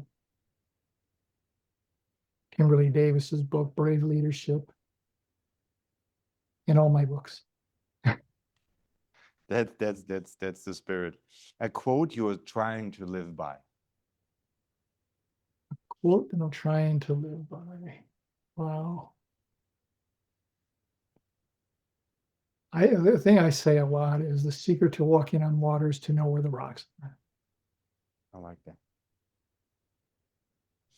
If you could add 3 authors or humans from history to add to your personal board of advisors, who would you pick and what would be the first question you would ask them? Well, he's still alive. I would take President Obama because I read his book, The Audacity of Hope, and I thought that was one of the best books I've ever read. And have someone like him to bounce things off of would be tremendous. Past or present, past authors. James Patterson, because he does so much. You know, where does it come from with the variety that he writes and how much he puts out? And I think the third one again would be more of a contemporary. Is a big fan of Simon Sinek, uh, and just the positivity that he brings. Not sure if you've thought about this, but a graveyard inspired me. I'm thinking through my project a lot about mortality. If you would have a tombstone, what would be your epitaph, your motto What I or wanted so? to say, I hope it would say something. He did the best he could. If you would equip this one with an avatar that could speak, and a pilgrim would find this resting place of yours, maybe hundreds of years into the future, and you would preserve a time capsule, so to say, only hearable to this particular descendant of humanity, what would that message be? Message would be keep moving forward. And I think if you want to expand on it, I would say pick up the pieces and keep moving forward. Regardless of what happens to you in life, you have options. Keep moving forward. You've made I call these wisdom donations for people who want to support you in your exciting endeavors. What can we do to help you, Frank? And where can we find you? I'm easy to find. A lot of people find me through LinkedIn, just Frank Zaccari at LinkedIn. You can go to Bounce Back in Business and Life podcast, subscribe, um, write a review if you feel so compelled to. I have a Substack, Frank Zaccari. Those are probably the easiest ways to find me. And then we have Authors Trust the Process, which is a website that Melissa and I have together to when we start the screening of authors. I can only recommend you. I think you guys are some of the best craftsmen I've learned to encounter. So any authors who are interested in taking care of their authoring, I can highly recommend that these guys contact you if they're at the same level. Um, Thank you, Frank, for showing up today. I've learned a lot from you. It's been an honor and a privilege, and I can't express into words how much it's meant to me that you showed up today. I'm looking forward to support you on your journey in the future. Thank you, and we will do the same with you. Melissa and I are very excited about working with you. Likewise, for everybody who listened, thanks so much for tuning in. And I don't have the radio show that Frank had in the past, but these conversations are long, but I think they're incredibly insightful, and you will have the privilege of living many lives through the stories of our extraordinary guests. So please tune in next time, and don't forget to share this with other Alexandrian spirits. Thanks so much, Frank. See you in the next Thank you, episode. sir. Always a pleasure. Thank you so much for going over time, Frank.